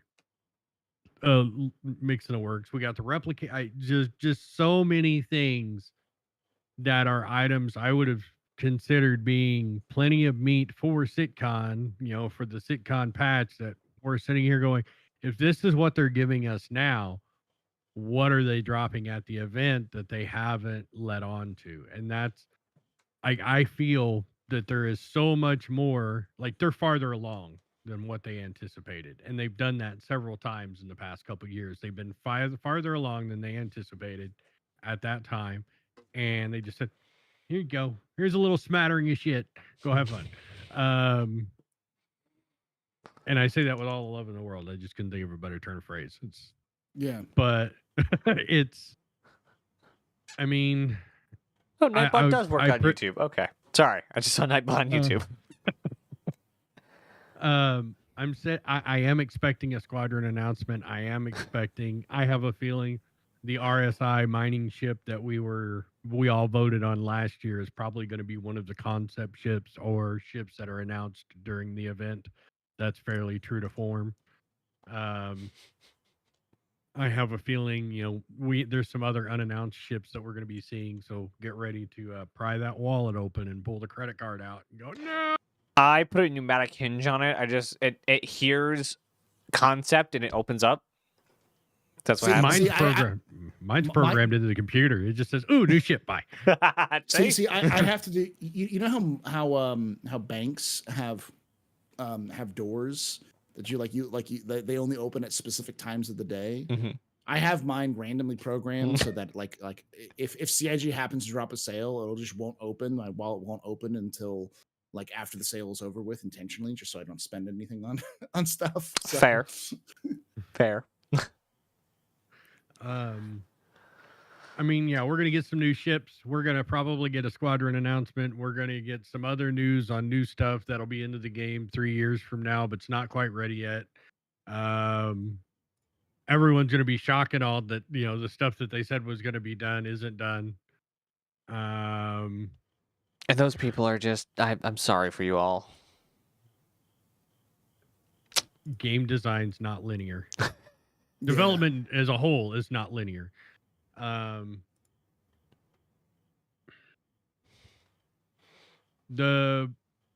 I look at the titles of the events, Shaping the Verse, that's going to be on the underground facilities and outposts and things like that. To Fix It and Fly It, one thing I'm hoping I see come in during that event is they give us an announcement on the Crucible. Ooh, that's not a bad take. Talking ship. That's probably where we're going to get the RSI announcement for the new mining ship, as well as our other announcements. Navigating the verse, that's going to be our Moby Glass and Star Map. Mm-hmm. Character advancement, I mean, anything that looks better All than they this need to is do an for that advancement. entire hour, Yeah. all they need to do for that one is put up an in-game shot of Twitch with her hair from your concept and just leave it up for an hour. And walk. That's all they gotta do. Yeah. I didn't read the one in life in the first person. Taking flight, I think, is going to be. Well, I mean, I know it's going to be more on master modes. I think Mhm. master modes is probably farther along than what they were expecting, which I can't wait. I'm looking forward to all the PvP combat sweat lords crying when all the ways they knew how to fly no longer work. Yeah, that's one of the things as you read through it. That's one of the things that I am really excited for and excited to get past. That all of the stuff that that seems like they've been scared to put in, that's going to drastically change the game. So we got good. When master modes comes in, probably a solid 25% of the people that love space combat are shooters, dogfighting shooters, are probably going to leave the game because the flight dynamics that they're used to just stop. Mm-hmm. Yeah, and like we got the resource management system, we got the new flight mechanics, we have crafting, hangars, houses, buildings, dungeons, whatever. Like we have so much stuff coming within the next 1 to 5 years. The game will be completely different from what we're playing today. The one question I want to know, which probably won't be answered, I have 8 square kilometers of land on a UAE controlled planet that I can claim. When can I claim it? Soon TM. Yeah, that's a soon TM situation. Yeah. I mean, the Pioneers done? I mean, there is Living on the Edge, talking about Well, we don't outlaws know and if the Pioneer's settlers. done. The Pioneer's nowhere near done. They have not even gazed in the file of the direction of the Pioneer, because I don't even want to see how, because I mean, our idea of scale on what the Pioneer would look like would be so massive, it's not even funny. The only problem with living on the bleeding edge of what's happening in a game is you're going to bleed and cry a lot. Mm-hmm. And as we've seen with every Apex ship in the game, here's the crown jewel of this entire profession. Remember it, because you won't see it for the next 10 years. And then they'll work on something that's this big and does the job. So base building will probably be done with shipping in modules first. That's what the Aurora is. It's a flying implantable porta-crapper. I mean, that's not wrong. At least there's a no. Is there a bathroom in the Nope. Aurora? No, Nope. Just a bed. You just got to open the door. Space. No, that's what the hole on the back's for. Once you land and you plant those fins into the ground, you just drill a hole and let suction do the rest. Make sure it's not on a protected planet now. All right. I'm excited to see what comes from CitizenCon. It's really up in the air on what's going to happen. Yeah, there's the titles, and then there's the descriptions of them, and then there's how many of those words mean anything. Yeah. You have all your buzzwords in there: underground facilities, resource management, ship pipeline, star engine. All the buzzwords are there, but any other words are just something's happening here. Text. So, Paul, what are your predictions for who's going to win Firefly? I mean, CitizenCon. Avenger 1's going to win Fighter Flight. He's also in that. So okay, never mind then. It's Avenger 1 and another competitor. So it's all right, that we'll see how that goes. Your mission: survive at any cost. Yeah, that. I'm that Halo mission. For Halo Reach, the end of Halo Reach, objective survive. Mm-hmm. So current objective survive. So the main main thing I think we're going to see is basically what we see on the tin for all of the panels. Now, there is a closing ceremony, which is weirdly timed. It's like 30 minutes or 15 minutes or something like that. It's like, and it's like 45 minutes to an hour from, or it's like an hour and a half from the closing of the actual, like the last, like get out, go home kind of Yeah. thing. So and let's be very honest.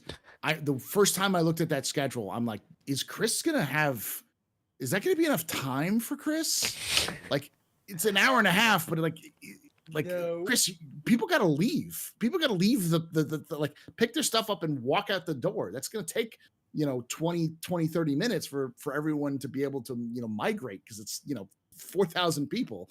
Like, 3 to 4,000 people. Like, that's going to take some time, Chris. You're going to need to like manage your time a little effectively. I wonder if it was specifically the event planning committee and all of the content creation committees inside CIG basically saying, okay, we're not having a repeat of last year. We're not going to do the 2-hour Rich Tyler talk. How do we do this? Oh, let's use the door of the venues to kick him out the door. Just see a Hook come on stage and pull him off. Like, I imagine, like, and for the past few years, he hasn't really been doing much as far as public eye stuff.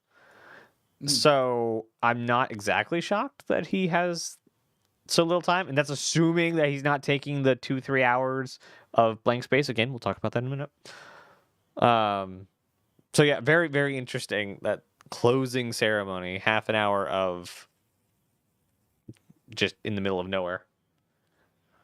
Yes, that's the thing. So there's basically, I think that we're going to see is what we're going to get on the tin, and I think there's always going to be some surprises, stuff they're going to throw in there. But I think we're going to see new UI, master modes, the engine stuff, which includes the new damage system. The what is it called? Maelstrom. Yep. We'll see the Maelstrom. We'll see. Where would that actually be? Where would Maelstrom be? Very beginning, the first one starting. Oh, that's right. Yeah, because that's going to be. All I want to see is a soft body ship. Like, he talked about soft body simulation like years ago, like 2014, something like very long ago. I still think I think it's still a little bit of a pipe dream with the scale and the style of Star Citizen, but they can work on it and then say, oh, we can't do this at scale, but I just want to see it. I just want to see the prototype.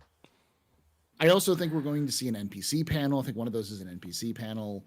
One of those is the new character creation panel. So there's that. So basically, a lot of the stuff that we're going to see is stuff that we've seen either last year or the year before at CitizenCon, or stuff that's been in the monthly reports that have been leading up about, like, in Squadron 42 and Star Citizen. A lot of just Squadron 42 stuff that's going to be moving over to Star Citizen, which is like the NPCs, the new UI system, the new movement system, the master modes, the new damage system, you name it. Like, it's going to be all that kind of stuff. And I still think that we're going to see a Squadron 42 announcement of some kind. I still want to believe it's a release date, just based off of all the things they've been talking about. And like, we know that they're going to update us in Squadron because they've said so in their copy. And to be fair, CIG does sometimes get a little sloppy with their copy. So, their advertisement or their communications with people, but like, that was pretty blatant. I mean, literally the composer of freaking Squadron 42 is showing up, and he didn't like just. It wasn't, oh, by the way, like, I'm really excited for CitizenCon. He went on Twitter and it's like, oh, by the way, what's the dress code, guys? It wasn't. Yeah. Well, and they even said at the end of the the F8C announcement thing, they said, we'll have more information about Squadron 42 and other things at CitizenCon. Yep. They just said it. And there's none of the panels say anything about Squadron 42. So it's like, yeah. So I do... Basically, what you see is what you get. Almost everything that we've been seeing teased at that was in Squadron that is going to be coming to Star Citizen is going to be there. And then some new ships and the Squadron 42 announcement. That's about it. So let's be my what I think. All right. Yeah. I mean, I don't have much more to add to this. Yeah, I like a lot of that. Yeah, I actually have like nothing to add, and I'll be doing it for you, Arrows. My opinions don't matter here. This is your guys' show. I'm just the host here. It's fine. There was a thing that I was gonna say. I don't remember what it was gonna be. Something about it being that everything that so there's two different predictions I have. One is basically exactly what Paul and Tech said. Like, what we see on here is what we get in the speculation things. And then the second one is, this is the hurry up and wait. We're going to show you all of this tech, all of these nice fun things, except we're not ready to add them to the game. So here's a great big dump of everything we have in the works that we allowed to talk about, but you can't have them yet because we're not done. Because of reason XYZ. So those are my two predictions. Either it's a big, we're here at the finish line, come start celebrating the year of Star Citizen in 2954, or it's going to be this is all the tech that we've been working on for the last few years. See it in game soon. So, as far as our last one, and I really should have picked a better way to line this up because we're going to be we're going to be ending on technically a negative. Anyway, concerns for Squad and 48. No, I did it again. Concerns on CitizenCon. Paul, what do you got? Concerns? Concerns. My concern is that what we're going to see is what's on the tin. Like, that's it. Like what they say on those panels is that, and that's it. They're just going to do that. The wrap up is like, it's been 10 years. We're so glad that everything's happened. Thank you so much for coming in. It's been cool. They wheel out a big cake. They say happy birthday, and then they go off. Like basically heavily leaning into the community aspect of the whole thing, and not really getting much in terms of videos or something, because like the reality is if CIG isn't openly saying it, don't expect it. So that's my concern, is that if you look at the actual schedule, it's kind of as AngryPCTech and everybody else is, in the panel has said, it's death by PowerPoint is what it looks like it's going to be. And that's not exactly going to be the most engaging content for people. So especially if you're there. So, or especially if you're not there, I should say. Because if you're watching this on YouTube or watching it on YouTube or you're watching on Twitch, live, it'll be like, wow, that was boring. Or on some ridiculous guy's 48-hour stream where he's not going to sleep for pretty much 2 days. Yeah. PC Tech, what are you concerns you got about CitizenCon? My concerns is all the people that are flying in from overseas to come and do this, and they're basically paying thousands of dollars to take a power nap or while bathing in body odor of gamers. Mm-hmm. And I hate to be that harsh, but I mean, it's Don't come to CitizenCon unless you're there to hang out with other gamers, because that's not what CitizenCon's really about. It's about hanging out with other people in the community. So that's about what I was about to say. You're not going to get any secret insider information. CitizenCon is for the developers to get together and show off what they've been working on, and for the players to come together and talk about a project and a game that they're all passionate about playing. That's it. Go there for the love of the game, not for the content on the tin. Go there to have fun, hang out, meet new people, have a good time, and you won't be disappointed. But if you go there thinking you're going to be part of something major dropping and it doesn't happen, you're going to leave CitizenCon disappointed and heartbroken. Mm-hmm. Yeah, exactly. And also, I don't know why anyone would go to CitizenCon and want something to drop, because then you're stranded in California and everyone who's watching online gets to play whatever just dropped. Yeah. Let me introduce you to the internet, my friend. Yeah, that will happen. Like it's happened in the past. So yeah, they've literally got. By the way, this is going live in the game as we speak, and you see, several, just a plethora of people going, Damn it! I should have stayed home. Yep. I mean, we get the digital goodie pack for sure, and we're probably getting. I imagine we're getting the 321 patch to live. I imagine that's what they're doing because it's been in open since its inception. So it's like they have the data. It's pretty good. Last time I played it, it's as stable as the current patch at the very least. So plus I can actually make money with the whole That's not a very high bar. No, it's not. I know. That's yeah. Zarian, what concerns do you have for CitizenCon? Yeah, I mean, the death by PowerPoint's one thing, but at the same time, if they just okay, not even announce, okay, they have a bunch of things that could go wrong. Like I said, the RSI mining ship, people have kind of been wanting to say something about that because I hate to say it, there are a lot of people that drifted over from Elite Dangerous to do just mining. And I don't know why you hate to say that. I for weird to say one think that it is amazing. I think the sad part about Elite Dangerous is that they are so hostile. The company Frontier are so hostile to Star Citizen. Yeah, and that's my thing. I don't want to see. This is not a dig at CIG, but there have been some tone deaf moments as of late here and there that CIG have done. No hands here, but I don't want to see them become another Frontier development. You know, my worry is that this CitizenCon is their make or break moment.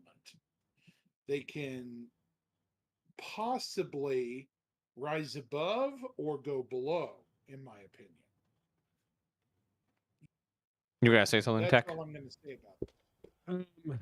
I wouldn't say the sitcon's a major. In my opinion, it's not a make or break moment for them. Make or break has passed years ago. And let's put it this way: they didn't break or make. Well, no, they broke a lot, and they've made a lot. And they continue to raise that bar every year. I seriously doubt SIG will turn into Frontier because Frontier is not just hostile towards everything Star Citizen. Frontier is also hostile to everyone that plays their damn game. Yeah, let's say they're hostile to all Elite fans too. Yeah. So I mean, I love Elite Dangerous, but I have not installed it on my computer in a very long time simply because they've literally every player that's ever played the game, they've shat on them in one way or another. Mm-hmm. I mean, don't even get me started. I'm not a big console fan at all, and I mean, what they did to console players was just outright wrong. Yeah, no, that was that. Yeah, that should not have happened, and it's weird how like the entire project of Elite Dangerous is pear-shaped at the moment. Like it started out really good. It started out with the same goals of Star Citizen. We're going to make this amazing immersive universe with all these things, and hey, we're not leaving any features off the table. And you know, in the past 5 years, they've like, oh no, we're not doing that. Oh, we're not doing that. Oh, we're actually failing at that. Console, you're dead. Like, we don't like alien content. Put in more aliens. How is that? And it's just very, very, very strange. And like the players that come over from Elite, because I've met a lot of them, they are like, it's like they're finding an oasis in a desert. Like they've dealt with Elite Dangerous and they're like, oh, here's another space game. Oh, it's gonna be rough as a game, but it's got an amazing community, and we're pretty like they talk to us. The CIG talks to us. They're not putting out briefs that are just killing like large portions of the game every other day, and it's. I imagine CIG tried to reach out and olive branch Frontier, much like they did with Eve, and like, hey, you're another space game. Let's do a thing together. And which was amazing. I think that was one of my favorite like moments in gaming, like to date, is the Eve Online CIG Star Citizen Lego build thing. That was great. Yeah, because it opened it really. I highly doubt any developers actually took note, any studios, but I feel like I see or I perceive that a lot of companies and a lot of games are like, we built this game, don't come near it, don't touch our game, it's our game. Like, big hedge border around it. If EA builds a space game, don't touch our space game. This is our space game. Well, we build a space game, you want to do a thing? No, that's not like our space game. Go away from our space game. And CIG and I don't know Eve's developer name off the top of my head. CCP. They're like, hey, we both build space games. We both love space games. You want to do a thing together? Like gamers do. Mm-hmm. That's ominous, CCP. Yeah.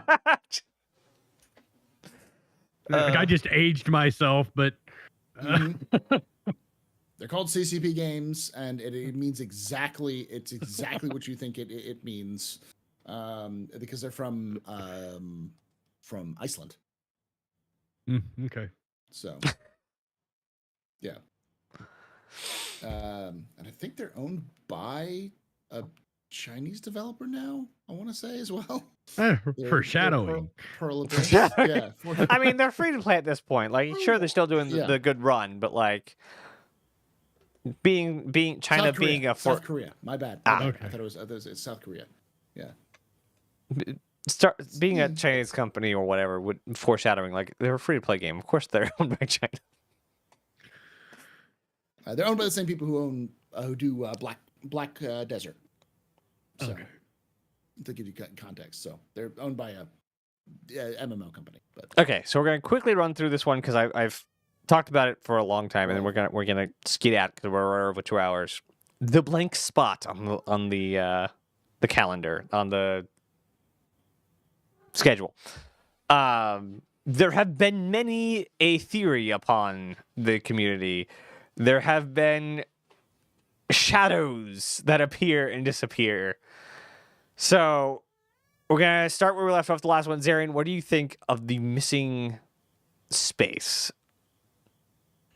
Judging by the fact that Jake does not want to talk about it, I'm assuming it is really high up the bar important. It isn't just some, address from Chris or whatever. I think it's something because it could be Pyro, it could be Squadron 42, Soft 8, could be both.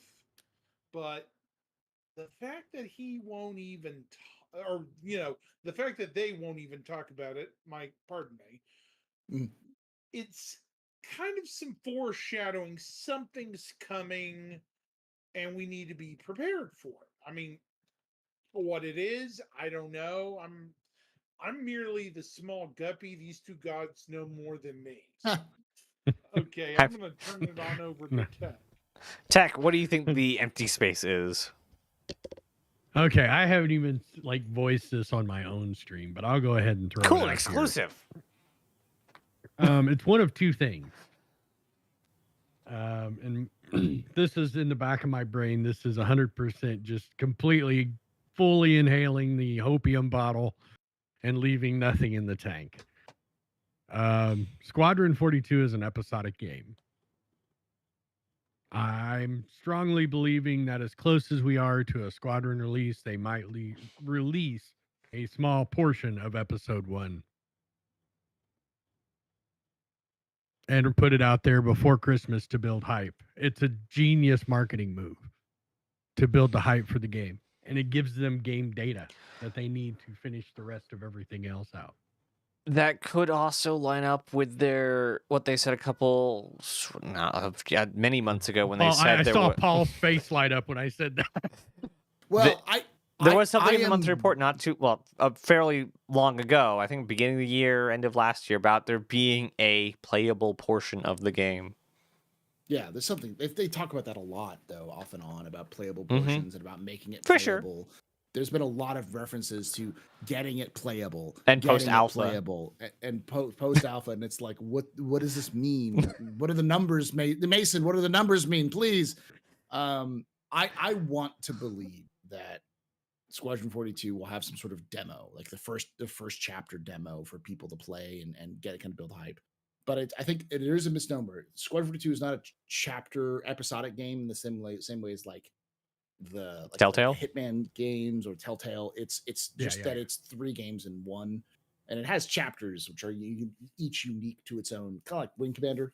Every mission being unique and its own. Sometimes they take place in simple locations and such. But I would hope, that is my hope as well.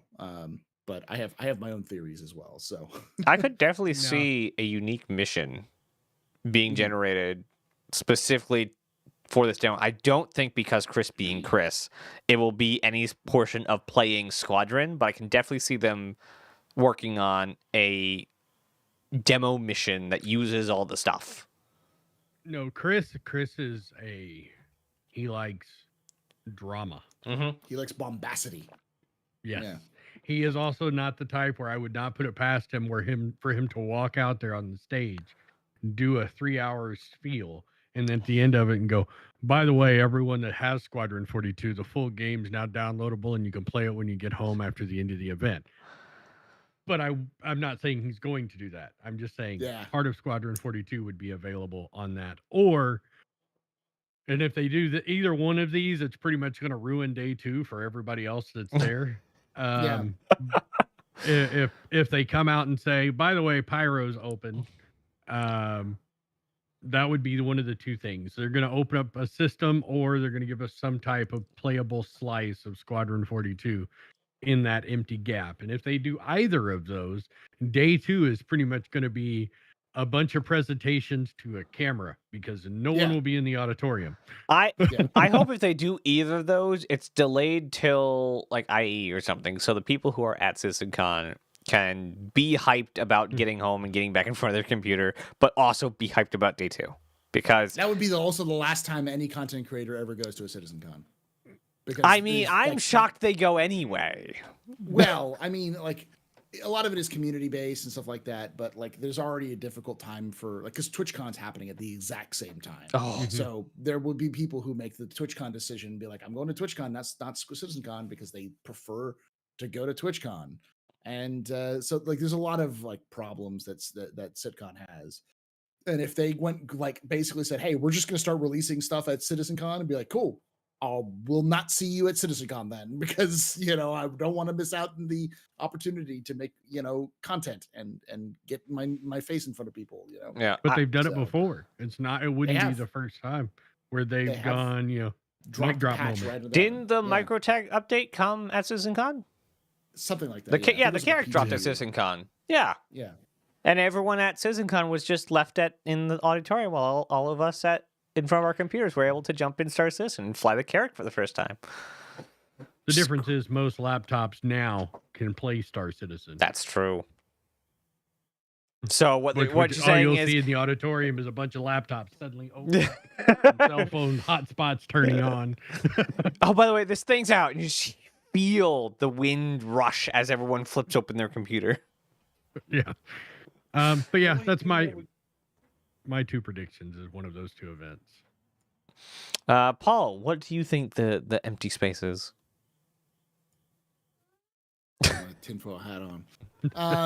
I think it's my pessimistic me says that empty space is designed so that when inevitably they run late for their presentations, or they don't go for the full presentation, or they go overtime for presentations, they have some leverage room, some space where they can move presentations if they need to. The conspiracy side of me says they're going to announce Squadron 42's release date in a panel at that time. They're going to relaunch Squadron 42's new pay structure, because they'll probably have a $60 SKU, so it'll be different from the other one. Make it 77. I don't know why. Probably have. I think CIG will stick to the $60, because then they'll also sell an $80 to $90 special edition pack, and then they'll sell a $150 pack with like a small statue or some other thing like that. And the stuff that everyone does these days. So, and people, I imagine a lot of people don't know this because they haven't been following for Squadron. They've been following for Star Citizen. As much as Jared has been doing ISCs and SCLs and all those other things, he is the main guy, and he's been doing this longer than he's been hosting all the content on YouTube. He's been putting together a development diary of Squadron. That was his like one of his earlier jobs, way before he was the face of the content. So and the briefing room stuff is still going on. Like they've been recording stuff on behind the scenes for stuff like Squadron for a while.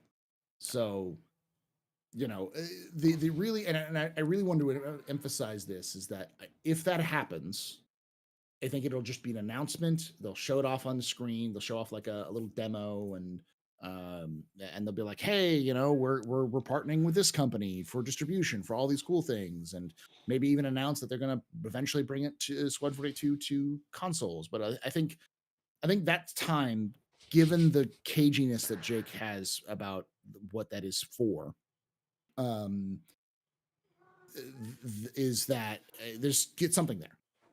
But again, my pessimistic side is nothing. It's just designed for you to enjoy the areas around there and go get lunch or go get dinner and like do other things. So who knows? It's hard to tell. That's the sane side of your brain going, I'm not going to get excited for that which I do not know, because I will be disappointed if I do. Yeah, and they still have the end, the very end of the second day where they could do that too.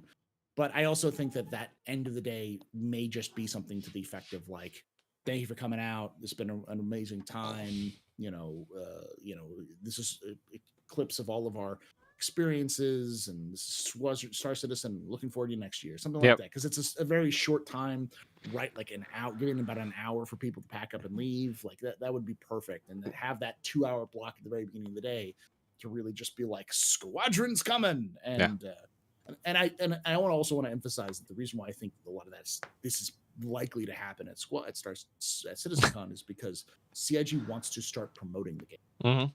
They want to start advertising it, and they can't do that until they announce it, because it would waste money and waste time.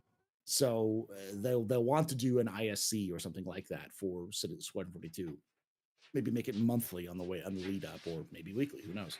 I mean, that's what the briefing room's supposed to be. Yeah.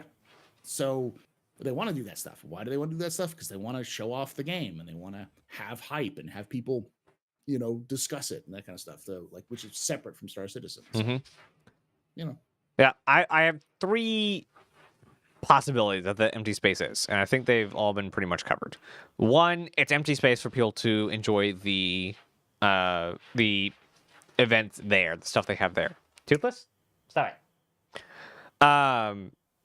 The evidence that doesn't support that or goes against that is there's 2 hours in the beginning of each day of nothing. Doors open, you have 2 hours to do whatever, and then the panels start.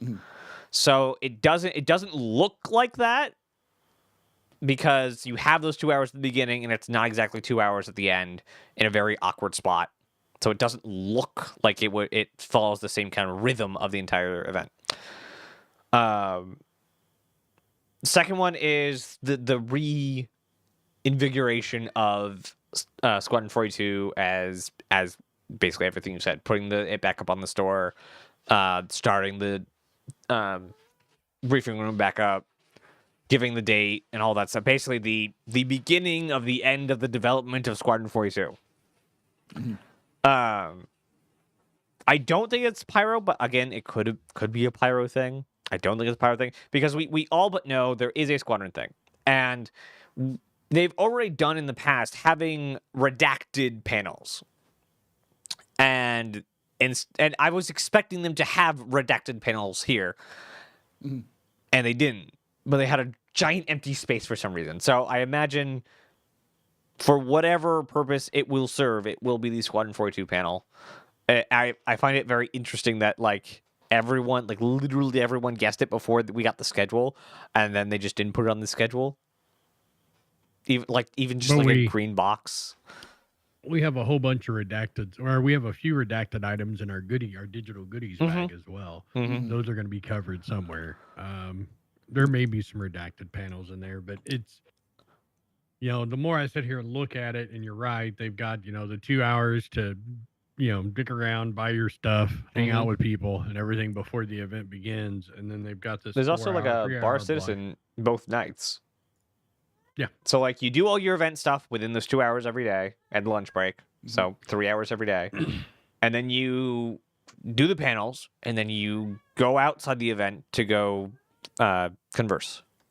Funny thing is, the bar citizen event is not listed on the first day, the day with that big gap. Yes. Yeah. It's So, not, so could it be that this is why I lean towards the game announcement, like the in-game announcement? They know they're going to make that announcement. They're going to say, all right, go home. We'll see you tomorrow. You got to go somewhere, but you can't stay here. Go play the stuff we just talked about because it's live in game now. That's why I lean that way. mhm. And also, like, there is a possibility, and I don't, not technically on the gap, and this is going to be my last comment, is they did talk about in the monthly report they're working on bringing all the theaters of war stuff into Rain Commander. So we have the framework. It is the possibility. Anyway, That would be the weirdest like side grade I've ever seen. Like they showed off Theaters of War at 2019 CitizenCon, and now they're showing it off again at 2023 when no one's expecting it. Like what? Yeah, Where's- like we've where's this all coming been from? there, died out. Like we'll get it when we get it. Kind of like the where Ball is. Like great, when it's in game, we'll Yeah. play it. But like I have no hope. But Arena Commander is now ready for it, so it's a possibility. But I don't expect it at CitizenCon. I think they had it at CitizenCon, and now the just peacefully will add it into the game eventually. All right. This has been easily the longest road to CitizenCon video because I try to keep them pretty close to 2 hours. I'm sorry, all of my esteemed guests that I've run us over time. It's all right.